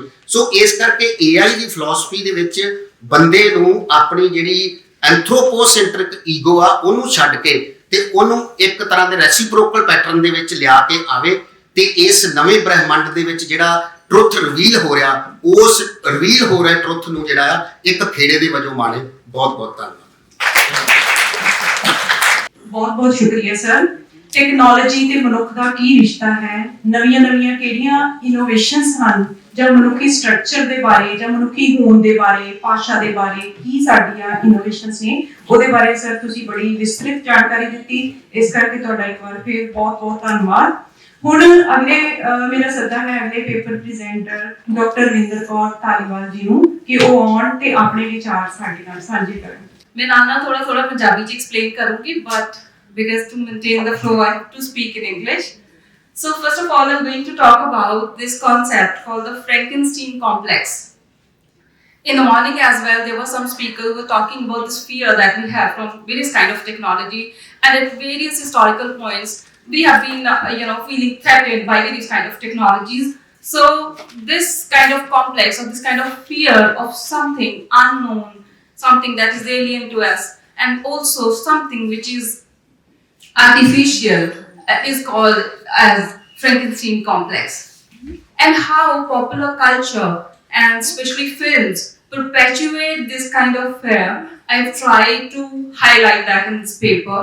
And also while doing that, I've tried to locate like what kind of ethical challenges that we are actually going to face or facing in context of AI. When we use this term called ethics, this is like so general. What are the actual real situations that we may face in future? That's what I wanted to hint at.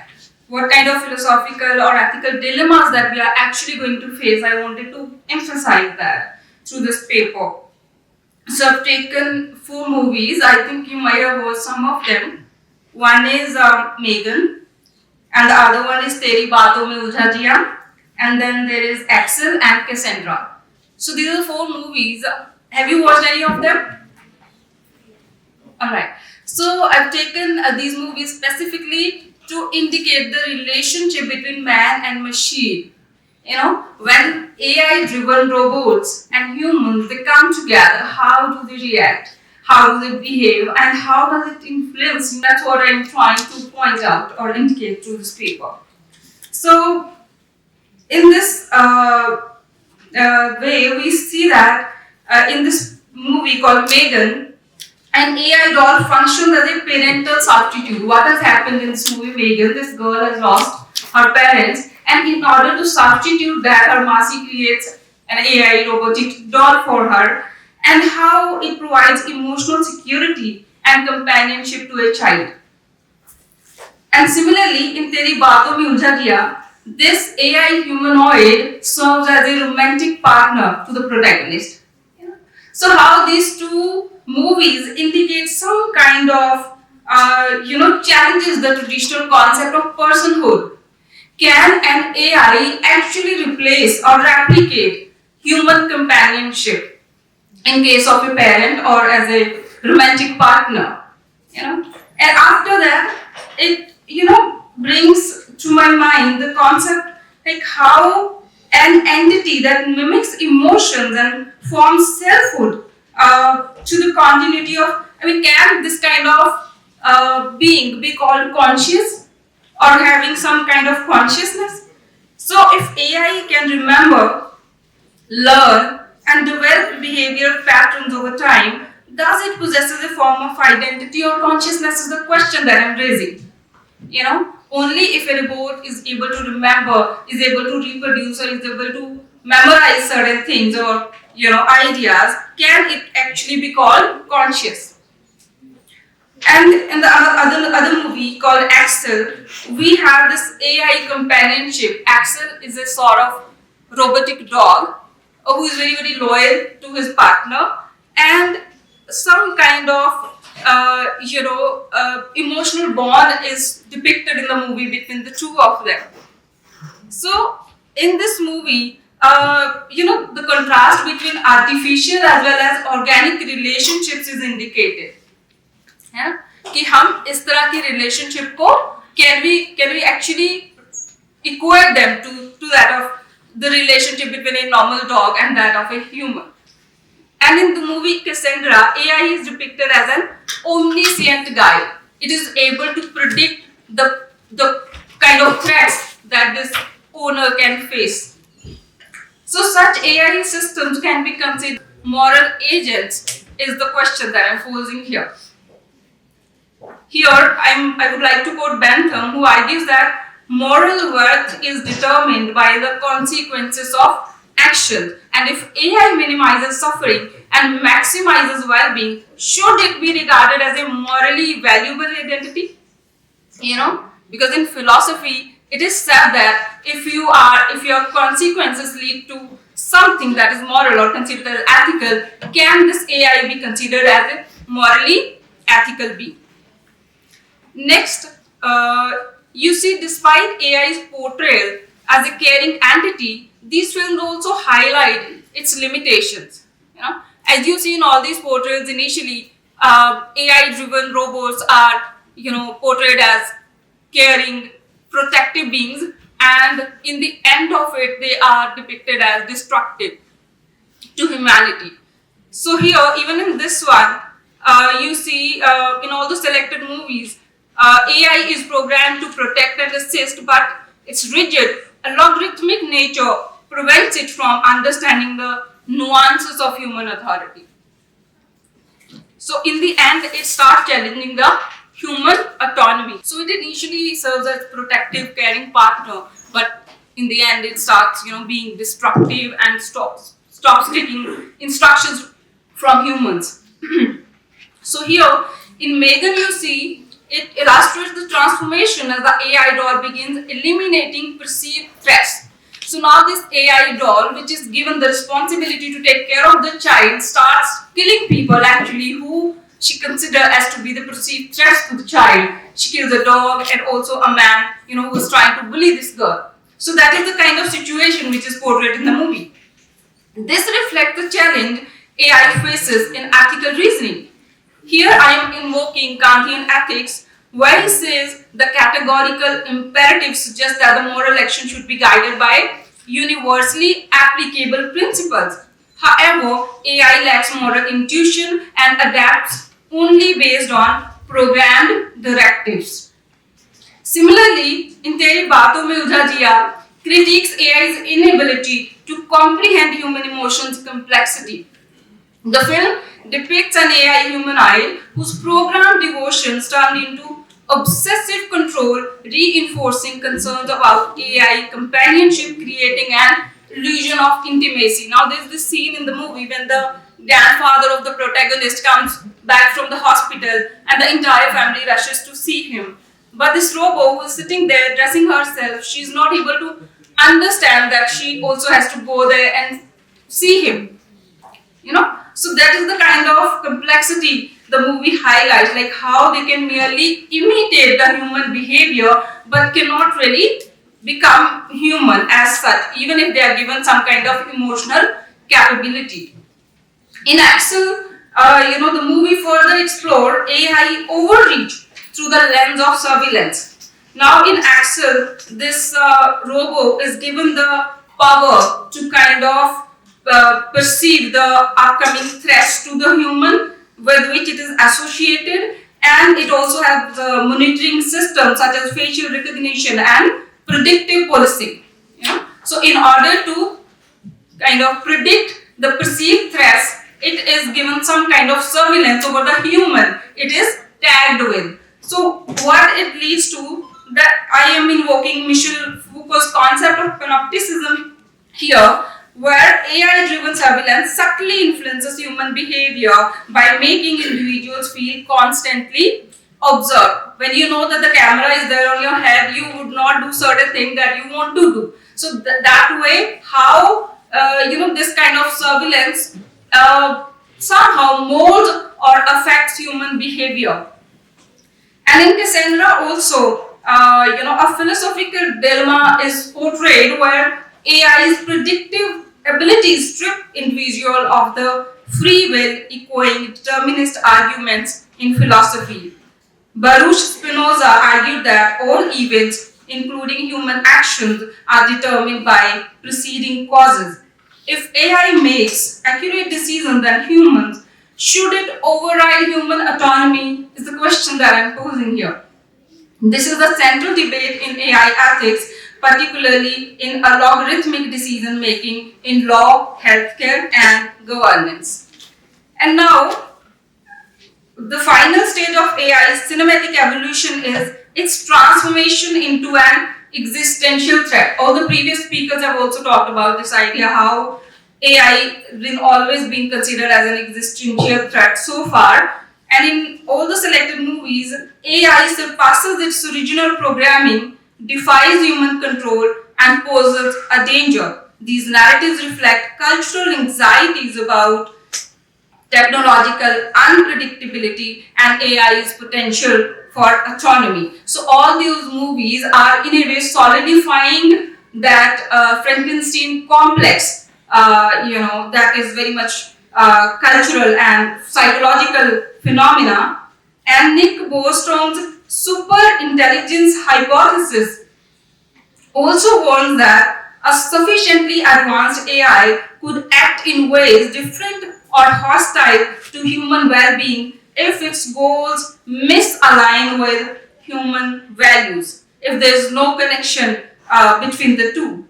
Similarly, Sartre's existential philosophy also suggests that AI, by lacking true freedom, by using Sartre, I can kind of comprehend that by lacking true freedom, the AI cannot comprehend human autonomy.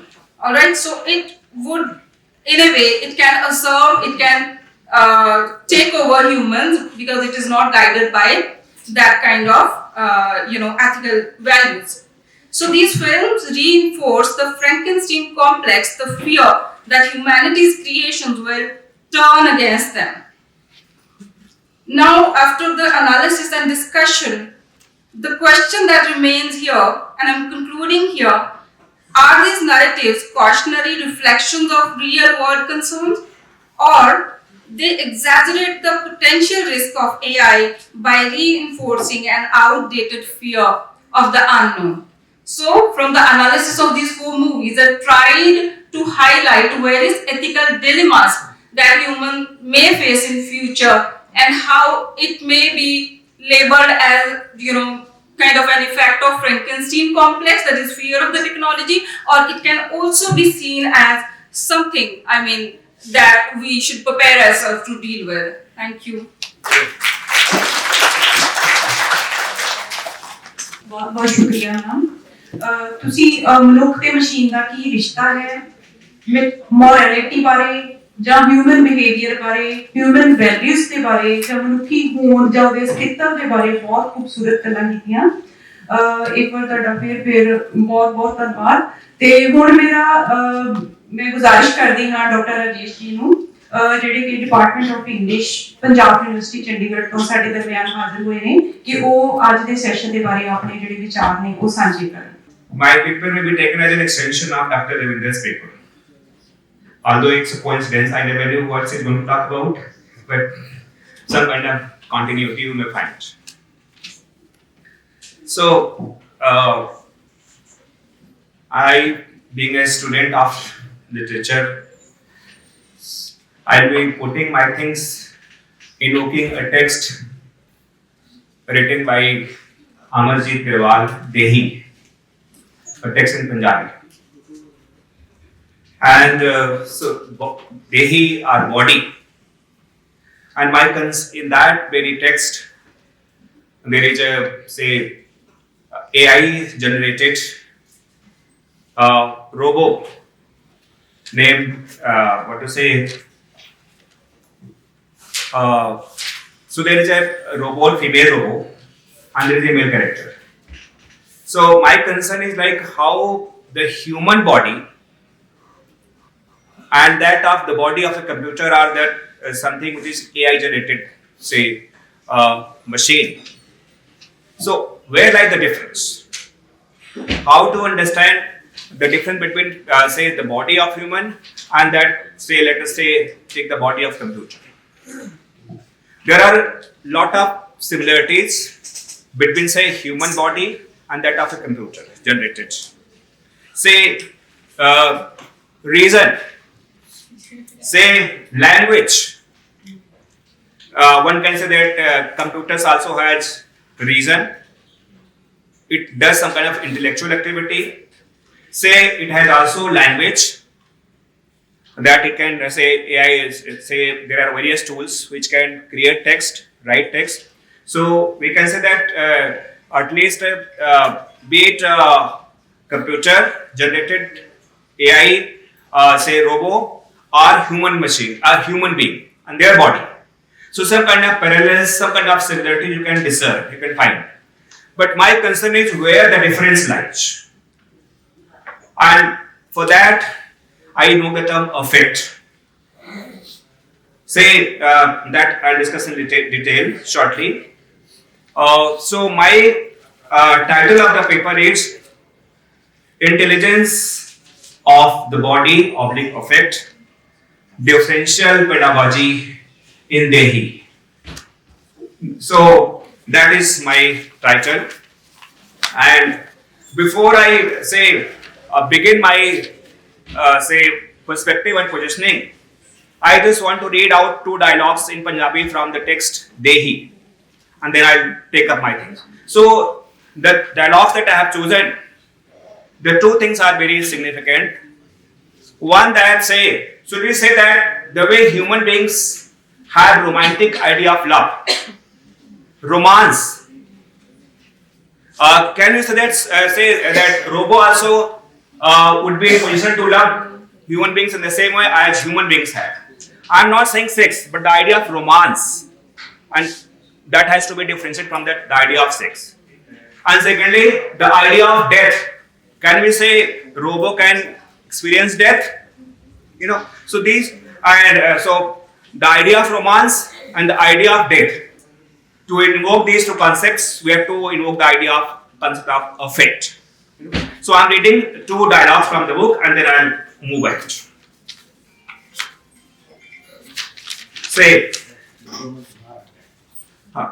so करुणा जो robo है उस novel में play में वो कहती है जानन ਅਤੇ महसूस ਕਰਨ ਵਿੱਚ बड़ा अंतर ਹੁੰਦੇ ਮੈਨੂੰ ਮਾਤਾ ਜੀ ਦੇ ਦੇਹਾਂਤ ਅਤੇ ਤੁਹਾਡੀ ਪੀੜ ਦੀ ਜਾਣਕਾਰੀ ਤਾਂ ਹੈ ਪਰ ਮੇਰੇ ਕੋਲ ਨਾ ਤਾਂ ਉਹ ਦੇਹ ਹੈ ਤੇ ਨਾ ਤਾਂ ਉਸ ਦੀ ਸੰਵੇਦਨਾ ਜੇ ਉਸ ਪੀੜ ਨੂੰ ਆਪਣੇ ਪਿੰਡੇ ਤੋਂ ਹੰਡਾ ਸਕੇ ਮੈਂ ਕਦੀ ਵੀ ਅਸਲੀ ਔਰਤ ਦਾ ਸਥਾਨ ਨਹੀਂ ਲੈ ਸਕਾਂਗੀ हंड मास दी धड़कते दिल वाली मानव देही बिना मैं कैसी औरत हां हमेशा देह प्राप्ति लई तरसदी रहांगी इस देही लई तो देवते भी तरसदे ने शायद इस तड़प ही मेरी पूंजी है तदो ता संत कबीर आखदे ने देही कौ सिमरे देव this is one dialogue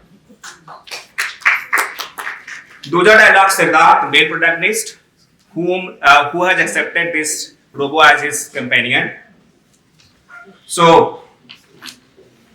Siddharth उसका डायलॉग है इन द प्ले करुणा ठीक आखदी है जिस ਨੂੰ मौत ही नहीं आउणी वो जीवन दे रहस ਨੂੰ भला की समझेगी so emphasis on death कामना तो बिना वो भविक तो सुपने भी किवें सजाएगी मौत ਅਤੇ कामना ਦੇ ਅਨੁਭਵ ਲਈ सूझ सियापन नहीं देह की जरूरत होंगी है सूझ सियापन नहीं देह की जरूरत होंगी So these are the two dialogues. And please mind mat karna, I'm not a native speaker of Punjabi, so my pronunciation was faulty one, but try to understand my concern. So what I am saying, body को समझने के लिए अगर आप historically देखें तो the understanding of body has been what to say either erased or stigmatized.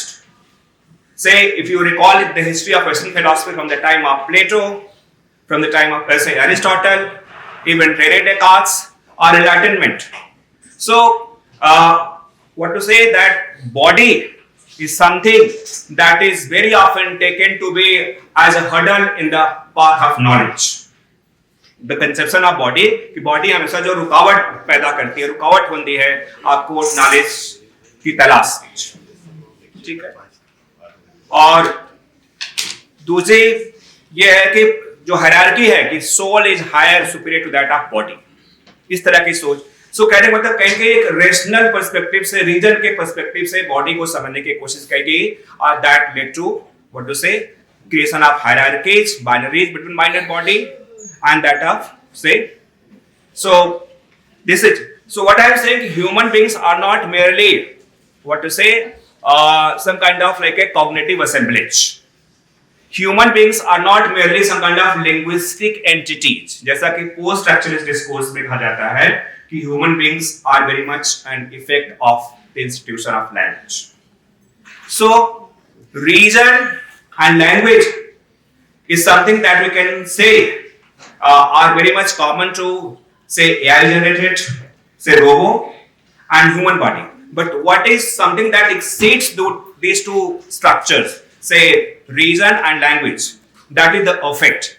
And when I'm talking about affect is something like what to say, some kind of sentient response, that capacity to feel, say when you listen music, when you perform dance, and when you are under the influence of some kind of spirituality, the kind of state of consciousness, the kind of state of feeling you are, that cannot be comprehended, deciphered, decoded through either through reason or through the paradigm of language. So my concern is to highlight the what to say the rationalistic paradigm and that of structuralist, post-structuralist paradigm. Somehow like if you try to understand human beings, so something is left which cannot be say covered through these two paradigms, that is rationalism and that of post-structuralism. So, so Dehi जो है, now I'm coming back to the say text. In Punjabi play Dehi, the playwright engages with a deeply philosophical inquiry into what it truly means to be human in an age dominated by artificial intelligence. Through the character of a female robot who yearns for Dehi, the human body, the play unveils stark divide between mechanical intelligence and sentient being. So this is like something like the one aspect. And as I said, in the very Western philosophy, as I named so many philosophers like Plato, Aristotle, Rene Descartes, and even the Enlightenment project itself, which was so much heavily centered on reason. Somehow that Rene Descartes framework inherited that European Enlightenment rationalism creates a rupture between mind and body. You know, so what I'm saying that rationalist paradigm does not just do justice to understand human beings in totality. It just highlights the cognitive dimension, the rational dimension of human being, but human beings are more than that. They are not merely what to say cognitive or rational assemblage. So, okay, I'll take just 2 minutes. All right. Yeah. So, as I've already made my point clear, that somehow human beings are more than what to say merely being an assemblage of language and rationality. There is something else which is called affect, and somehow till we are not taking cognizance of affect, and when you have to understand affect, we have to invoke the idea of body. So body is something very significant, I should be saying it is not because of mind that human beings are different from the rest of the species. It is because of the sentient character of the body itself that gives human beings a very distinctive position. And last concluding line. So the affect theory, primarily the works of scholars like Brian Masumi, Sarah Ahmed, helps us center this bodily surplus. Bodily surplus, that is the emotions, sensations and intensities that exceeds rationalistic logic. Through the lens of affect, this play articulates the irreducible significance of embodied experiences central to the human condition, especially in an era of artificial intelligence and digital existence. Thank you so much.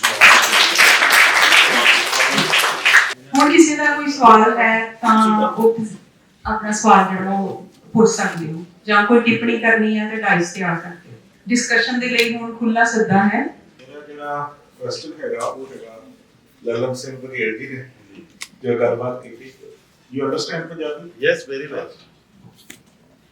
ਤੁਸੀਂ ਇੱਥੋਂ ਗੱਲ ਸ਼ੁਰੂ ਕੀਤੀ ਸੀ ਕਿ ਜਦੋਂ AI ਸ਼ੁਰੂ ਹੋਈ ਤਾਂ ਇਹਦੇ ਪਿੱਛੇ ਜਿਹੜੀਆਂ ਫੋਰਸਸ ਸੀ ਉਹਨਾਂ ਚ major force military the C ਚੌਮਸਕੀ we I think military ਲਈ ਹੀ ਕੰਮ ਕਰਦੇ ਸੀਗੇ ਤੁਹਾਡੀ ਉਹਦੇ ਬਾਰੇ ਧਾਰਨਾ ਇਹ ਸੀ ਕਿ ਅਲਟੀਮੇਟਲੀ ਸੱਤਾ ਜਿਹੜੀ ਹੈ ਉਹ ਆਪਣੇ ਹਿੱਤ ਲਈ ਇਹਨੂੰ ਐਕਚੁਅਲੀ ਡਿਵੈਲਪ ਕਰ ਰਹੀ ਹੁੰਦੀ ਹੈ ਉਹਦਾ ਕਿਤੇ ਨਾ ਕਿਤੇ ਸਾਨੂੰ ਵੀ ਚਲੋ ਫਾਇਦਾ ਹੋਣ ਲੱਗ ਜਾਂਦਾ ਉਹ ਚੀਜ਼ ਸਾਡੇ ਤੱਕ ਆ ਜਾਂਦੀ ਹੈ ਮੇਰਾ ਕੁਐਸਚਨ ਇਹ ਹੈ ਕਿ ਜਦੋਂ ਅਸੀਂ ਇਸ ਕਿਸੇ ਵੀ ਚੀਜ਼ ਨੂੰ ਇੰਜ ਇੰਟਰਪ੍ਰੀਟ ਕਰਦੇ ਹਾਂ ਤੇ ਅਸੀਂ ਥੋੜਾ ਜਿਹਾ ਜਿਹੜੀ ਸੱਤਾ ਦੇ ਪ੍ਰਤੀ ਆਲੋਚਨਾਤਮਕ ਹੁੰਦੇ ਹਾਂ ਤੇ ਸੱਤਾ ਦੇ ਵਿਰੁੱਧ ਇੱਕ ਸੰਘਰਸ਼ ਵਾਲੀ ਸੁਰ ਸਾਡੀ ਰਹਿੰਦੀ ਹੈ ਅਸੀਂ ਇੱਕ ਸੱਤਾ ਦੇ ਵਿਰੋਧ 'ਚ ਹੁੰਦੇ ਹੋਏ ਨਾਲ ਦੀ ਨਾਲ ਇੱਕ ਨਵੀਂ ਸੱਤਾ ਦੇ ਹੱਕ 'ਚ ਹੋਣਾ ਸ਼ੁਰੂ ਹੋ ਜਾਂਦੇ ਹਾਂ ਕਿਉਂਕਿ ਇੱਕ ਸੱਤਾ ਨੂੰ ਫਿਰ ਦੂਜੀ ਸੱਤਾ ਰਿਪਲੇਸ ਕਰਨ ਲੱਗ ਜਾਂਦੀ ਹੈ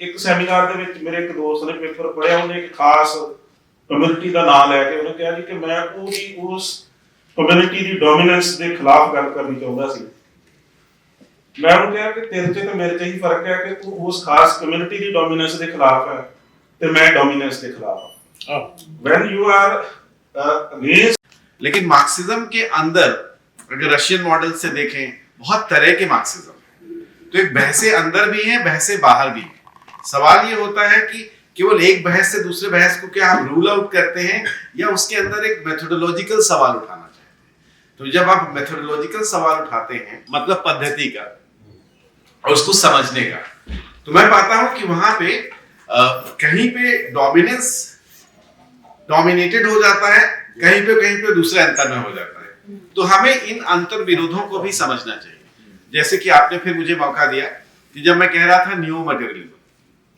तो न्यू मटेरियलिज्म एक सोच है एक समझदारी की या समझ को सामने रखने की जिसमें कहा गया कि अभी तक जो हम जितनी भी अल्टरनेटिव सोच हमारी पदार्थवाद के बारे में थी उनमें एक रिडक्शनिज्म है या जो दूसरी सोचें जो कि पोस्ट स्ट्रक्चरलिज्म है पोस्ट मॉडर्निज्म जिनको हम नहीं अख्तियार करते हैं हम का मतलब बड़ा हम नहीं है क्षम होगा लेकिन अंतर करते हैं लेकिन कहते हैं कि इस तरह की भी सिद्धांत जो गढ़े गए या हिंदी में शब्द इस्तेमाल करो सैद्धांतिक बहसें जो हुई उन बहसों ने भी पहचान को ही तवज्जो दिया परफॉर्मेंस को ही तवज्जो दिया जो प्रवीण जी कह रहे थे अपने उदाहरण में जो हाइड्रो डैम की संभावना है पानी तो है पर पानी में हाइड्रो डैम की संभावना है उससे बिजली आने की संभावना है तो मैटर जो है फ्लैट नहीं है मैटर के अंदर बहुत सी संभावना है सवाल ये है कि इन संभावनाओं को कौन लेके आता है तो जो एक फैशन परस्त थ्योरेटिशियंस होते हैं वो तो एकेडमिक बहसों में तो उठा देते हैं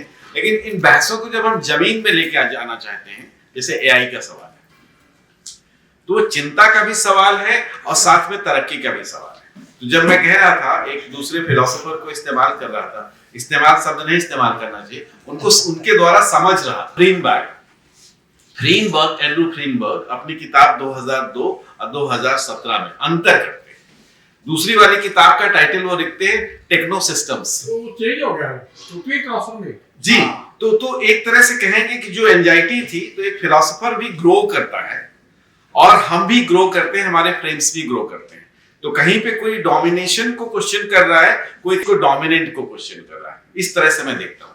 और मुझे लगता है ये सवाल आपका ऐसा था जिसने बहुत से सवालों को खोलने के लिए मुझे मौका दिया। शुक्रिया। ਸਰ ਹੋਰ ਕਿਸੇ ਦਾ ਕੋਈ ਸਵਾਲ ਹੋਵੇ ਤਾਂ ਪਲੀਜ਼। ਸਰ ਹੁਣ ਮੇਰੀ ਗੁਜ਼ਾਰਿਸ਼ ਹੈ ਅੱਜ ਦੇ ਸੈਸ਼ਨ ਦੀ ਪ੍ਰਧਾਨਗੀ ਕਰ ਰਹੇ ਡਾਕਟਰ ਪੰਕਜ ਸ਼੍ਰੀਵਾਸਤਵ ਜੀ ਨੂੰ ਕਿ ਉਹ ਆਪਣੇ ਵਿਸ਼ੇ ਦੇ ਜਿਹੜੇ ਮਾਹਿਰ ਵਿਦਵਾਨ ਵੀ ਨੇ, ਫਿਲਾਸਫੀ ਵਿਭਾਗ ਪੰਜਾਬ ਯੂਨੀਵਰਸਿਟੀ ਚੰਡੀਗੜ੍ਹ ਦੇ ਹੈਡ ਆਫ ਡਿਪਾਰਟਮੈਂਟ ਵੀ ਨੇ, ਕਿ ਉਹ ਆਉਣ ਤੇ ਆਪਣਾ ਪ੍ਰਧਾਨਗੀ ਭਾਸ਼ਣ ਜਿਹੜਾ ਹੈ ਉਹ ਸਾਂਝਾ ਕਰਨ। मैं पहले तो कोशिश करूंगा कि थोड़ा सा आप लोगों से और खासकर बच्चों से पूछूं, क्योंकि मैं देख रहा था शुरू से सेमिनार में कि बच्चों की भागीदारी कम थी बातचीत में, सुनने में।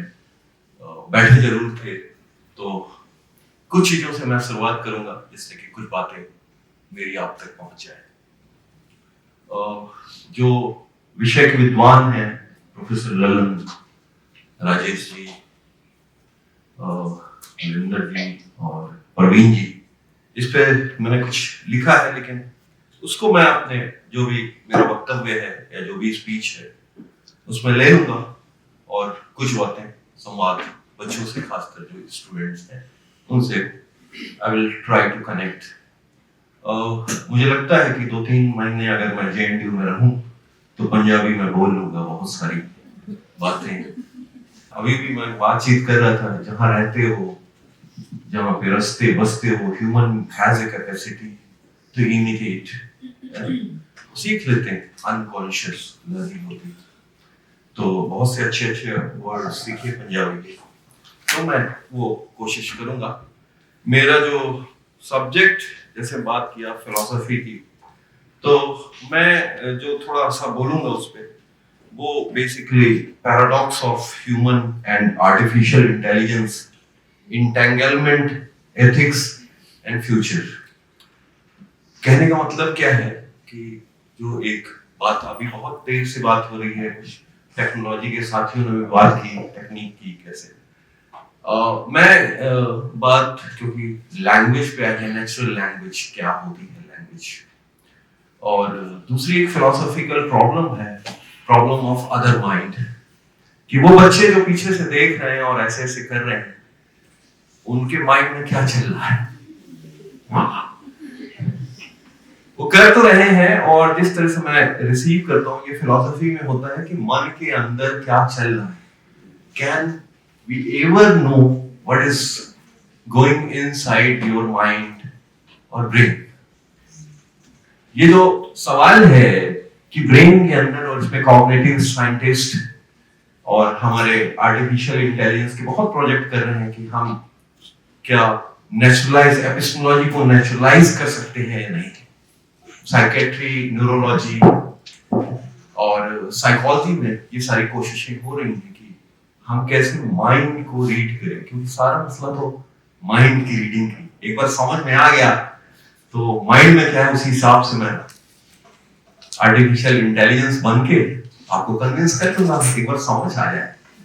तो जो सवाल है ये सारी आर्टिफिशियल इंटेलिजेंस का, कि हमें समझना है कि दूसरे कैसे समझ रहे हैं। तो इस दिशा में ये पैराडॉक्स बनता है, human intelligence versus artificial intelligence. कहने का मतलब ये है मेरे देखे कि ये जो दोनों के बीच एक तरह का इंटेंगलमेंट, अब उसको पंजाबी में मुझे लगता है कि कोई अगर विद्वान हो, इंटेंगलमेंट को कैसे हम समझेंगे एक दूसरे, मतलब ये कि बड़ा मुश्किल है ये कि आज के मतलब क्या कि जैसे अभी किसी भाई ने कहा यहाँ पे टूल्स, तो मैं डिफरेंशिएट करता हूँ tools, techniques and philosophies. Tool है, अभी बात हो रही थी जैसे हथौड़ा टूल है, ये कैमरा टूल है और सारी चीजें हैं। टेक्निक आती है तो टूल से आपका क्या रिश्ता है, आपका क्या स्टाइल है, किस तरह से टूल को यूज करते हो, उसकी मेथोडोलॉजी क्या है, पद्धति क्या है। टूल कैमरा है, अभी मैं देख रहा था, मेरा इंटरेस्ट है, ये सोनी का कैमरा है, अभी ये मिररलेस कैमरा आ गया है। तो अब इसको, इससे पहले DSLR था, उससे पहले और कोई कैमरा था, और वो टूल्स आया और उसकी एक पद्धति आई कि मिररलेस कैमरा में अब जो इमेज बनेगी वो लेंसेज के थ्रू तो सीधे देख सकते हो, आपको जो है वही है। और डीएसएलआर में क्या है, 1 मिनट का गैप है, उसमें विजुअलाइज करना होता था। अब ये सामने है, प्रत्यक्ष किम प्रमाणम, यही आएगी जो है अभी। और उसने डोमिनेट कर दिया सोनी ने कैनन को, और जितने भी कैमरे थे और निकॉन और सबको पीछे छोड़ दिया। अगर आप इसका ग्राफ देखेंगे एकदम चौड़ा है केवल इस कैमरे से, जो ये अल्फा का। तो कहने का मतलब है टूल्स आए, हिस्ट्री में अगर हम पीछे जाएं, टूल्स आए शुरुआती दौर में अगर देखें तो पत्थर और औजार और हथियार बने। अब ये बड़ी इंटरेस्टिंग बात है कि एक बार एक छोटा सा डायलॉग आपको बताते हैं, खासकर बच्चों के लिए। एक बार अकबर और बीरबल जा रहे थे, तो अकबर हमेशा बीरबल से मजाक करते थे और बीरबल आंसर देते थे। तो वो कहते हैं कि ऐसा कौन सा सबसे बड़ा हथियार है, बताओ बीरबल, तुम तो इंटेलिजेंट हो। बीरबल ने कहा कि मौके पे जो हाथ में आ जाए। तो अकबर सोचा कि यार ये क्या जवाब दे रहा है। अकबर शासक था, उसने कहा हम इसको मौका दिखाते हैं क्योंकि राजा आदमी है। तो उसने एक हाथी को शराब पिलाई और छोड़ दिया बीरबल के पीछे, कहते देखें क्या हाथ में आता है। हाँ, बीरबल ने देखा हाथी और मदमस्त हाथी आ रहा है, अब तो बचना मुश्किल है। तो बीरबल ने सामने एक कुतिया लेटी हुई थी, उसका पैर जल्दी से ऐसे देखा, वो सो रही थी अपना, और उसने पैर उसका पकड़ा और घुमा दिया तेजी से, और कुतिया इतनी तेज चिल्लाई कि हाथी घबरा गया कि हुआ क्या। तो जो सवाल है कि जो मौके पे आ जाए हाथ में, अब ये मौका जो मनमोहन सिंह बात कर रहे थे काल की और स्पेस की, तो हम लोग फिलोसफी वाले मेटाफिजिक्स की बात करते हैं, जैसे उसमें बहुत सारी चीजें ऐसी हैं जो एब्स्ट्रैक्ट है, काल है, देश है, टाइम है, स्पेस है, सेल्फ है। ये सबको आप फैक्टिसिटी में नहीं ला सकते। अब मैं कहूँ आपके दिमाग में खोल के दिखाओ क्या हुआ, हु एम आई, जैसे बड़ा सवाल है। दूसरा है from where I have come. तीसरा सवाल है what is the purpose of life. तो these are the very philosophical question कि मुद्दा क्या है, मकसद क्या है, क्या कर रहे हो, करना क्या चाहते हो, जाना कहां है, हैं? अब जो सवाल उठा इससे कि टूल्स आ गए, हथियार आ गए, सारा जैसे ललन जी ने भी बात की, तो एक हो गया इंटेंशनैलिटी कि उसका पर्पस क्या है, मीनिंग क्या है, इंटेंशन क्या है आपका, क्योंकि कॉन्शियसनेस चेतना के साथ हमेशा पर्पसफुलनेस जुड़ी हुई है। और दूसरा होता है इंस्ट्रूमेंटैलिटी कि उस पर्पस को फुलफिल करने के लिए आपको फिर इंस्ट्रूमेंट चाहिए। अब ये जो सवाल उठ रहा था और सबकी एंजाइटी की बात हो रही थी, पीछे भी सर ने भी कल बात की बड़ी अच्छी, तो ये जो मैं ये नहीं कह रहा कि ये इंटेलिजेंस है आर्टिफिशियल इंटेलिजेंस ही है, मतलब कुछ संशय तो दिमाग से निकाल लेने चाहिए, वो आगे की बात है, कभी होगा तो होगा कि आदमी को रिप्लेस कर देगा। टेक्नोलॉजी कभी नहीं रिप्लेस करती आदमी को, आदमी खुद ही रिडंडेंट हो जाता है। टेक्नोलॉजी नहीं करती कभी, और कर भी नहीं सकती, क्योंकि आपके पास एक खूबसूरत चीज है और ऐसा कभी हो गया तो फिर आप बचोगे नहीं। जैसे आइंस्टीन का स्टेटमेंट था ना, तीसरा विश्व युद्ध हुआ तो उसे देखने वाले नहीं रहेंगे, तो उसी तरह से अगर वाकई रोबोटिक्स में सेल्फ कॉन्शियसनेस, तो मैं केवल कुछ चीजों को जो एजम्पशंस हैं और जिस पे बात हो रही है उभार दूं, क्योंकि थोड़े समय में यही किया जा सकता है। तो हमारा एक तो डर है बहुत कि ये आ गई तो अब क्या होगा। मुगल घोड़े लेके आए, हाथी चले गए। हमारे राजा जो हाथी में बैठ के मदमस्त थे, मुगल के घोड़े जब दौड़ने लगे, बारूद आने लगा गया, वो क्या हो गया, हाथी चले गए। जब फिर आगे कारें आई, मोटर आई, घोड़े चले गए। तो ये तो प्रोसेस है, आएगा और चले जाएगा। लेकिन जो एक फिलोसॉफिकल सवाल इस पे है, जो कल मुझे लग रहा था कि कुछ बातें उठी, तो रिडंडेंट कौन हो रहा है और इंटेंशन किसका है। कोई भी टेक्नोलॉजी होती है तो एरिस्टोटल कहता है कि उसके साथ एक है वो कॉजेशन की थ्योरी देता है और टिलॉस की बात करता है कि पर्पस किसका है, पर्पसफुलनेस मीनिंगफुलनेस किसकी है, इंटेंशनैलिटी, और इंस्ट्रूमेंटैलिटी किसकी है। मतलब ये कि जो भी चीजें हैं, इस कैमरे की बात जैसे मैंने की और सब है, क्या मेरी इंटेंशनैलिटी से है किसी और की, जो ललन सर इशारा कर रहे थे कि कॉर्पोरेट या कोई और डेटा इसके पास जो है उसकी इंटेंशनैलिटी है, मेरी इंस्ट्रूमेंटैलिटी है। सवाल इसका है कि जब आपके घर टीवी या फ्रिज आता है तो आप में इंटेंशनैलिटी है कि इंस्ट्रूमेंटैलिटी है। कहने का मतलब ये कि हमारे यहाँ कितने लोग हैं जो टीवी के साथ वो जो कागज आता है नो हाउ। मेरे फादर थे, उनके पास एक स्कूटर होता था उस जमाने में, प्रिया पुराना स्कूटर था, और मेरे फादर उसको हमेशा खुद ही खोल देते थे, उसका प्लग, उसका जो भी सामान, और खुद सर्विस कर देते थे, और आराम से प्रिया चलता था और सारा परिवार प्रिया पे बैठता था। अच्छी बात है, मैं नहीं प्रिया लेने जा रहा, मेरे पास अच्छी खासी गाड़ी है, बड़ी गाड़ी है। मैं अगर एक बार बंद हो जाती है तो उसको समझ ही नहीं पाता कि अब कहना कहां से है, कहां से क्या करें, ना प्लग है उसमें समझ में आता है, ना डिजिटल उसमें इलेक्ट्रॉनिक्स जो भी है। और मजेदार बात यह है कि पहली बार जब मैं अपनी गाड़ी को लेकर सर्विस करने गया तो वहां के जो भी वर्कफोर्स थी, उन्होंने कहा सर मुझे भी नहीं समझ में आता इसका, आपकी प्रॉब्लम क्या है, ये डिजिटल प्रॉब्लम है, हफ्ते में एक बार दिल्ली से आएगा बंदा फिर आइएगा। तो ये जो नो हाउ है ना, समझना टेक्नोलॉजी पे और उस पर इतनी बातचीत करना, हम कई बार उसको समझने की कोशिश ही नहीं कर रहे हैं है क्या है। बेसिकली जैसे मैंने कहा कि प्रॉब्लम ऑफ अदर माइंड है, क्योंकि जो हमारा सेंस है ना, हम जब किसी चीज को देखते हैं तो हमारे पास एक है 5 सेंस ऑर्गन्स जिससे हम चीजों को देखते हैं, उसके बाद है हमारा दिमाग जो प्रोसेसर है इनका, जो ट्रांसफॉर्मर और सुबह बता रहे थे आप प्रोसेसिंग। तो जो सेंसिबिलिटी है, और मजेदार बात ये देखिए कि सेंसिबिलिटी हमसे ज्यादा जानवरों के पास है। मैं आया हूं, मेरे पास एक डॉग है जर्मन शेफर्ड, वो बेचैन है, मेरी वाइफ को इतना नहीं फर्क पड़ रहा है, मेरे बेटे को भी इतना फर्क नहीं पड़ रहा है, लेकिन कल रात फोन आया 12 बजे कि मैक्स सो नहीं रहा है क्योंकि उसको गाड़ी का इंतजार है। सेंसिबिलिटी का जो मसला है वो सेंसेस से था, लेकिन वही मैक है जब खाना खाता है और मैं उसके पास जाता हूं तो उसे ये लगता है कहीं मेरा खाना खा तो नहीं लेंगे और मुझे दौड़ा के काटने की कोशिश करता है। वो मेरा बच्चा नहीं करता, मेरी वाइफ नहीं करती ऐसा। वहां इंटेलिजेंस है, बौद्धिकता है। अब सवाल ये उठता है कि ये जो दोनों चीजें चलती हैं, इंटेलिजेंस हमारे पास आई, हमने रूल किया, लेकिन हमारे पास संवेदनशीलता, सेंसिटिविटी, सेंसिबिलिटी की जो लोग आप लोग बात कर रहे हो वो जाती नहीं। इसीलिए जब हमने बम गिराया हमारे पास डेटा था केवल कि कितने लोग मरेंगे।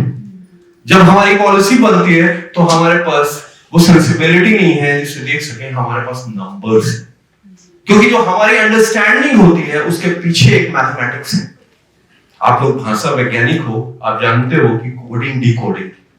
जब मैं कहता हूं कि गाय, जब मैं कहता हूं काऊ, सबकी अपनी अपनी काऊ होती है, सबकी अपनी अपनी कैट होती है, सबके अपने अपने हॉर्स होते हैं। अगर आप सोचें जैसे ही करते हैं तो जो भी जिस हॉर्स के साथ, जिस कैट के साथ परवरिश हुई है आपकी, जब मैं कहता हूं स्नेक, तो जिस तरह से आपकी परवरिश हुई है वो स्नेक सामने आता है, चाहे कोबरा है चाहे जो भी। तो सवाल उसका है कि ये सेंसिबिलिटी का मुद्दा है, और उसके साथ जो मैं कहता हूं chairness, that is only a mathematical category. मैं कहता हूं सिख, तो हमारे सामने एक कैटेगरी आती है सिख की। टर्बन वाला आदमी पंजाबी बोलता है, पंजाब प्रदेश में रहता है, सिख। लेकिन जब हम उसके न्यूआंस देखते हैं, सिखों में भी कई तरह के सिख, उनका भी जीवन है, वहां डालकी है, हेजेमनी है, वो तब पता चलती है जब मैं आपको बताऊं, मैं इलाहाबाद से हूं और जब मैंने वहां पे देखा तो सिख का जो जनरली माना जाता है, मतलब यूपी और बिहार और आगे तमाम इलाकों में, क्योंकि जो बिजनेस क्लास जिसको कहते हैं, बिजनेस क्लास के उससे हम लोग मानते हैं। और दूसरा ये है कि जब भी कुछ होता है तो सिख खड़ा हो जाता है तुरंत अपने बिजनेस में। जब मैं यहाँ आया तो मैंने एक क्लास देखी, जट सिख, और जो मैंने पहले इमेजिन किया था कि आओ जी तुसी बैठो जी, दिखाएंगे जी, चाय भी पियो तुसी, और यहाँ जो जट को देखो तो मेरा सारा ज्ञान सिख को लेके बिगड़। मैंने कहा मामला ही दोस्त बना पहला जट सिख, पंगा हो गया उसके साथ। मैं कहा यार तुम तो बिल्कुल ही सरदार जी वाली बात ही नहीं है। कहता तुसी जानते, फिर वो एकदम और रखा हुआ लंबी दाढ़ी, ये वो कहता नहीं समझते नहीं। और मैंने तो वो देखी थी शीटदारी, क्या कहते हैं, शीट वाली पग और सारी चीजें जो भी है, टूल्स जो भी मैकेनिक और जो सड़क पे बिजनेस में। तो मेरी धारणाएं सारे पार्टिसिपेट करके समझ में आई मुझे, और फिर मैंने रिस्पॉन्ड करा कि इसमें वैरायटी है, क्लास के अंदर भी क्लास है, कास्ट के अंदर भी कास्ट है, उनके अपने रिलेशंस हैं। और फिर the moment what Lalan is saying की कॉन्सेप्ट, उसमें पार्टिसिपेशन कॉन्सेप्ट का, तब हमें बात ये समझ में आएगी। अदरवाइज कॉन्सेप्ट केवल जो सुबह बात हो रही थी ऑस्टेंसिव डेफिनेशन से बात समझ में नहीं आएगी। जब बच्चे को पढ़ाते हैं तो हम कहते हैं कि ये देखो कैट, ये देखो एप्पल। एप्पल नहीं समझता बच्चा। एक फिलोसोफर है विटगेसाइन, वो कहता है कि फॉर्म ऑफ लाइफ, या वो कहता है गेम। एप्पल के साथ जब बच्चा प्ले करता है, जब उसको खाता है, चबाता है, बॉल की तरह खेलता है, तब एप्पल समझ में आता है। नहीं अगर वो जो सिग्निफायर सिग्निफाइड का जो भेद है वो कैसा है, वो आपकी पार्टिसिपेशन का है, जिसको राजेश जी अभी अफेक्टिविटी कह रहे थे, और सेंसिबिलिटी के लिटरेचर वालों ने बात की। और जो बौद्धिकता वाली बात है वहां पे है कोडिफिकेशन। हम भी उसी तरह से कोडिफाई कर रहे हैं आपको, क्योंकि जो आपके अंदर चल रहा है अदर माइंड क्वालिया, वो मैं नहीं जानता। केवल मैं उसके लिए, मेरे पास एक चीज है एनालॉजी, कि आपके दांत में दर्द हुआ, मेरे दांत में दर्द हुआ, आप पीड़ा में दिखा रहे हो, मैं कोडिफाई करके कह रहा हूं तुम्हें भी दर्द हो रहा है, बात खत्म। और कंप्यूटर ये जो मशीन लर्निंग है वो ये बहुत जल्दी करने वाला है, कर रहा है, और आगे जिस स्पीड से, जिस एक्सपोनेंशियल ग्रोथ से बढ़ रहा है, बहुत अच्छी चीज चलेगी। मतलब बात कोडिफिकेशन की है। आप हमारे लिए एक तरह की कोडिफिकेशन हो। मैं नहीं जानता आपकी सब्जेक्टिविटी है, आपका पेन क्या है, लेकिन मैं अपनी एनालॉजी से उसको कोडिफाई कर लेता हूं, उसको बढ़ा देता हूं कि बुद्धि ये ताकत देती है कि अब सवाल होता है लेबर पेन क्या है, मैं नहीं लेबर पेन जानता, लेकिन मैं समझता हूं, क्योंकि मैं इंटेंसिफाई करूंगा अपने पेन को और कहूंगा यार बहुत दर्द से पागल है। तो मेरे पास क्या है, दो चीजें, सेंसेस, सेंसिबिलिटी प्लस रेशनैलिटी, उसके मिक्सचर है।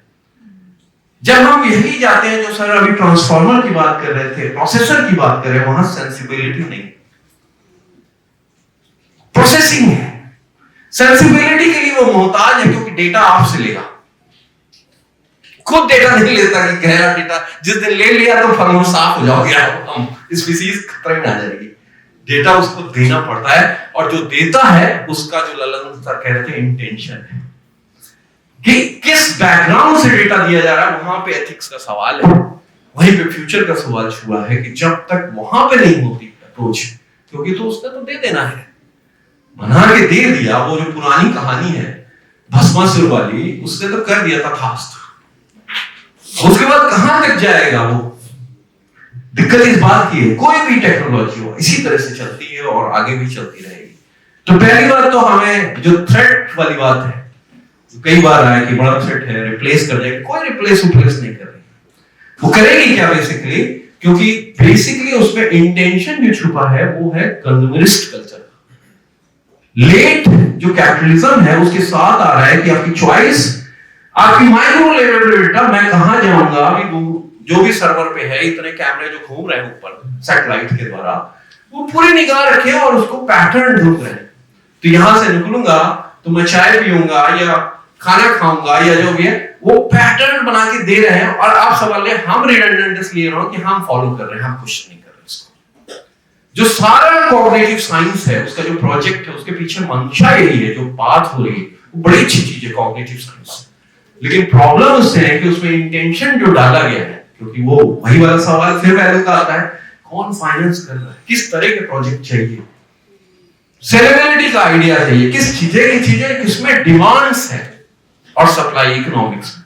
वो इंटेंशन के साथ जब वो आएगी, कितनी सेलेबिलिटी बढ़ेगी, कितना बड़ा टारगेट करता है, वहां वो सब काम कर रहा है।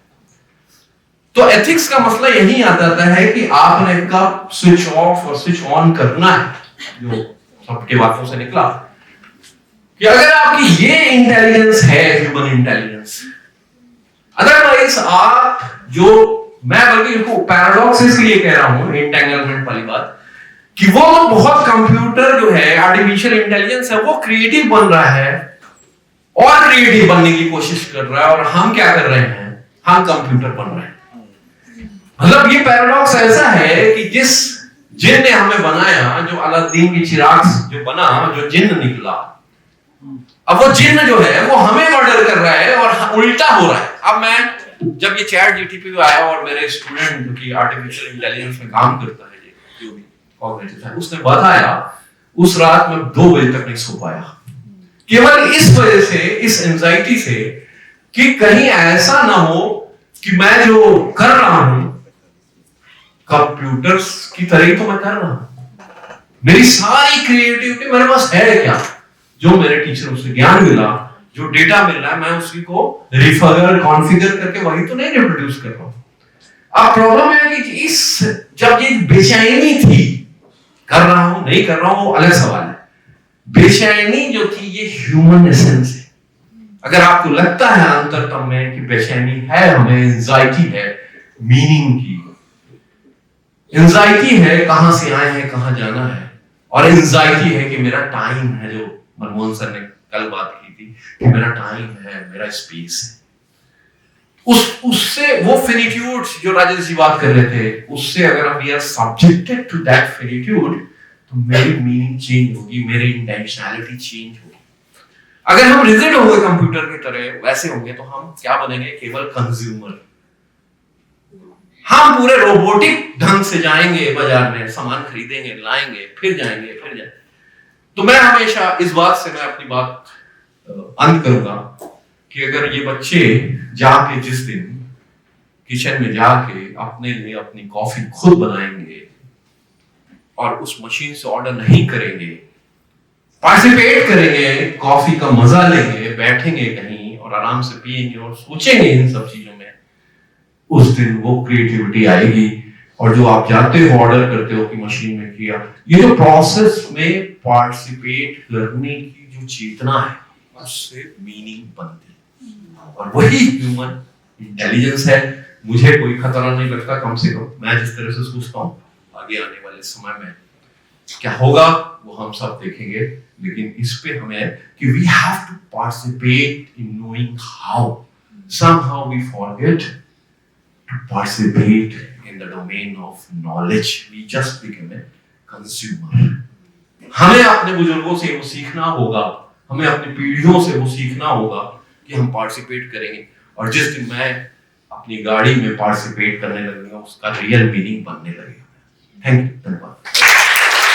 थैंक यू सर, बहुत बहुत शुक्रिया जी। मंच ਦੇ ਵਿਰਾਜਮਾਨ ਸਾਰੇ ਹੀ ਪੇਪਰ ਪ੍ਰੈਜ਼ੈਂਟਰ ਜਿਹੜੇ ਕਿ ਆਪਣੇ ਆਪਣੇ ਖੇਤਰ ਦੇ ਮਾਹਿਰ ਵਿਦਵਾਨ ਵੀ ਨੇ, ਉਹਨਾਂ ਨੇ ਅੱਜ ਦੇ ਸੈਸ਼ਨ ਦੇ ਬਾਰੇ ਬੜੀਆਂ ਭਾਵਪੂਰਕ ਗੱਲਾਂ ਕੀਤੀਆਂ, ਬੜੀ ਬੌਧਿਕ ਜਾਣਕਾਰੀ ਜਿਹੜੀ ਹੈ ਉਹ ਸਾਡੇ ਨਾਲ ਸਾਂਝੀ ਕੀਤੀ। ਸੋ ਆਪ ਸਭ ਦਾ ਇੱਕ ਵਾਰੀ ਬਹੁਤ ਬਹੁਤ ਧੰਨਵਾਦ, ਔਰ ਮੈਨੂੰ ਉਮੀਦ ਹੈ ਕਿ ਅਸੀਂ ਸਾਰਿਆਂ ਨੇ ਬਹੁਤ ਕੁਝ ਨਵਾਂ ਸਿੱਖਿਆ, ਔਰ ਸਾਡੇ ਵਿਦਿਆਰਥੀ, ਸਾਡੇ ਜਿੰਨੇ ਵੀ ਅਧਿਆਪਕ ਸਾਹਿਬਾਨ ਬੈਠੇ ਆ, ਇੱਕ ਵਾਰੀ ਸਾਰਿਆਂ ਦਾ ਬਹੁਤ ਬਹੁਤ ਧੰਨਵਾਦ।